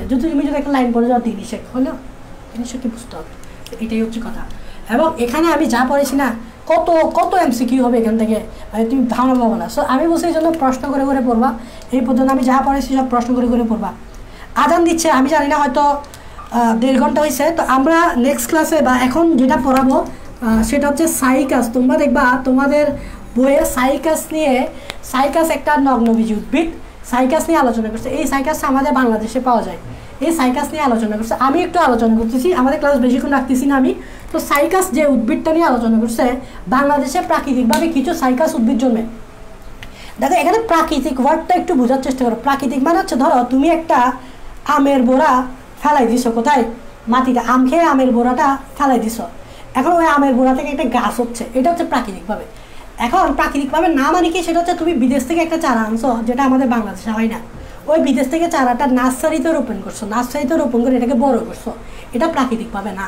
তো বাংলাদেশের সাইকাস উদ্ভিদ প্রাকৃতিকভাবে একটা আছে, সেটা হচ্ছে সাইকাস পেকটিনাটা। এটা পরীক্ষায় আসবে যে বাংলাদেশে টোটাল নগ্নবীজ উদ্ভিদ 5 প্রজাতির নগ্নবীজ উদ্ভিদ প্রাকৃতিকভাবে জন্মে, যেটা আমি ফার্স্ট ক্লাসে বলছিলাম। তার মধ্যে সাইকাস পেকটিনাটা একটা। সাইকাস পেকটিনাটা চট্টগ্রামের, আমাদের যে চট্টগ্রাম আছে, আমি অবশ্য চট্টগ্রামের, তো চট্টগ্রামের বারিয়াঢালায় একটা আছে, বারিয়াঢালা নামক একটা জায়গা আছে, ওই বারিয়াঢালাতে সাইকাস পেকটিনাটা আছে। এটা প্রাকৃতিকভাবে জন্মগ্রহণ করছে। এবং এটা কীভাবে জন্মগ্রহণ করছে? প্রাকৃতিকভাবে। কীভাবে জন্মগ্রহণ করছে? প্রাকৃতিকভাবে। কীভাবে জন্মগ্রহণ করছে? প্রাকৃতিকভাবে। মানে আমরা বিদেশ থেকে চারাটা আনাই, লাগাই নাই। এছাড়া বাংলাদেশে আরও থাকে যেগুলো আরও কিছু, এই শুধুমাত্র এই সাইকাসটাই বাংলাদেশে প্রাকৃতিকভাবে জন্মে। লিখে রাখো, শুধুমাত্র একমাত্র এই সাইকাসটাই বাংলাদেশে প্রাকৃতিকভাবে জন্মে। এছাড়া আরও কিছু সাইকাস দেখা যায়, বাট এগুলো প্রাকৃতিকভাবে না। যেমন সাইকাস রেভুলোটা, সাইকাস রেভুলুটা। আরেকটা হচ্ছে সাইকাস, আমরা যেহেতু সাইকাস নিয়ে পড়তেছি তাই সাইকাস করতেছি, তাই কি করতেছি? সাইকাস করতেছি। আরেকটা হচ্ছে সাইকাস সার্সিনালিস। এই দুইটাও তুমি বাংলাদেশে পাবা, তবে এই দুইটা লিখে রাখো প্রাকৃতিকভাবে না। এই দুইটা লিখে রাখো প্রাকৃতিকভাবে জন্মায় না, প্রাকৃতিকভাবে না। প্রাকৃতিকভাবে না বলতে এগুলো যারা শখের বশত নার্সারিতে বিদেশ থেকে চারা এনে নার্সারির বাগানে কি করে, নার্সারির বাগানে আলংগরিক রূপে ইউজ করে। আলংগরিক মানে হচ্ছে তোমাকে সাজাই আর কি। এই সকল গাছগুলা নার্সারি বাগানটা সাজানোর জন্য অনেকে কী করে, নগ্নবীজ উদ্ভিদগুলা লাগায়। এবং এগুলো লাগায় কি জন্য? এগুলো একটু খুব সুন্দর টাইপসের হয়, তো এগুলো একটু বাগানের সৌন্দর্যটা বর্ধন করে। তবে এগুলো তো প্রাকৃতিকভাবে বাংলাদেশে জন্মায় না, এগুলা বিদেশ থেকে চারা এনে তোমার নার্সারিতে কী করা হয়। তাহলে এখানে 3 প্রজাতির সাইকাস লিখলাম, তার মধ্যে শুধুমাত্র এটা প্রাকৃতিকভাবে বাংলাদেশে জন্মায়। আর এই দুইটা কিন্তু বাংলাদেশে প্রাকৃতিকভাবে জন্মায় না, এগুলো বিদেশ থেকে এনে চারা রোপণ করে করতে হয়, বুঝছো? আচ্ছা, সাইকাস নিয়ে যেহেতু আলোচনা আমাদের, তো সাইকাসের সিস্টেমেটিক পজিশন জানতে হবে, মানে শ্রেণী বিন্যাসটা জানতে হবে। সাইকাসের কি জানতে হবে? শ্রেণী বিন্যাস। তো শ্রেণী বিন্যাস করতে হলে প্রথমে কি থাকে জানো? প্রথমে থাকে কিংডম। এই কিংডম মানে কি? রাজ্য।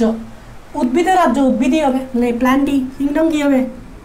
প্ল্যান্টি। যেহেতু এটা একটু উদ্ভিদ, তো কিংডম প্ল্যান্টি হবে। একটু বাঁকা করে লিখবা। তারপর পরেরটা হচ্ছে কিংডমের পর যেটা লিখবে সেটা একটু বাঁকা করে লিখবা, কারণ শ্রেণী বিন্যাস লেখার নিয়ম হচ্ছে প্রথমটা যেভাবে লেখো নিচেরটা একটু বাঁকা করে লিখতে হবে, এক পাশে লিখতে হবে। তারপরটা হচ্ছে ডিভিশন। ডিভিশন মানে কি রে? বিভাগ। দেখি বলো তো, সাইকাস উদ্ভিদের বিভাগ কোনটা? নগ্নবীজ উদ্ভিদের টোটাল 4টা বিভাগ। জিঙ্কোফাইটা শুরুতে লিখে দিয়েছিলাম না, জিকো সাইকো নয়। কনিফেরোফাইটা, সাইকো দিয়ে সাইকাডোফাইটা, 9 দিয়ে নিটোফাইটা। তাহলে সাইকাডোফাইটা। সাইকাসের নাম মিল আছে, দেখো সাইকাডোফাইটা। তাহলে বিভাগ হচ্ছে কি? সাইকাডোফাইটা। দেখো ডিভিশনের পর যেটা সেটা হচ্ছে ক্লাস। একটু বাঁকা করে লিখতেছি আমি, দেখো ক্লাস হচ্ছে সাইকাডোপসিয়া। ক্লাস হচ্ছে সাইকাডোপসিয়া। ক্লাসের পর যেটা থাকে সেটা হচ্ছে অর্ডার মানে বর্গ। বর্গটা হচ্ছে সাইকাডেলস। বর্গটা হচ্ছে কি? সাইকাডেলস। সাইকাডেলসের পর হচ্ছে, বর্গের পর হচ্ছে ফ্যামিলি। ফ্যামিলি হচ্ছে সাইকাডিয়াসি।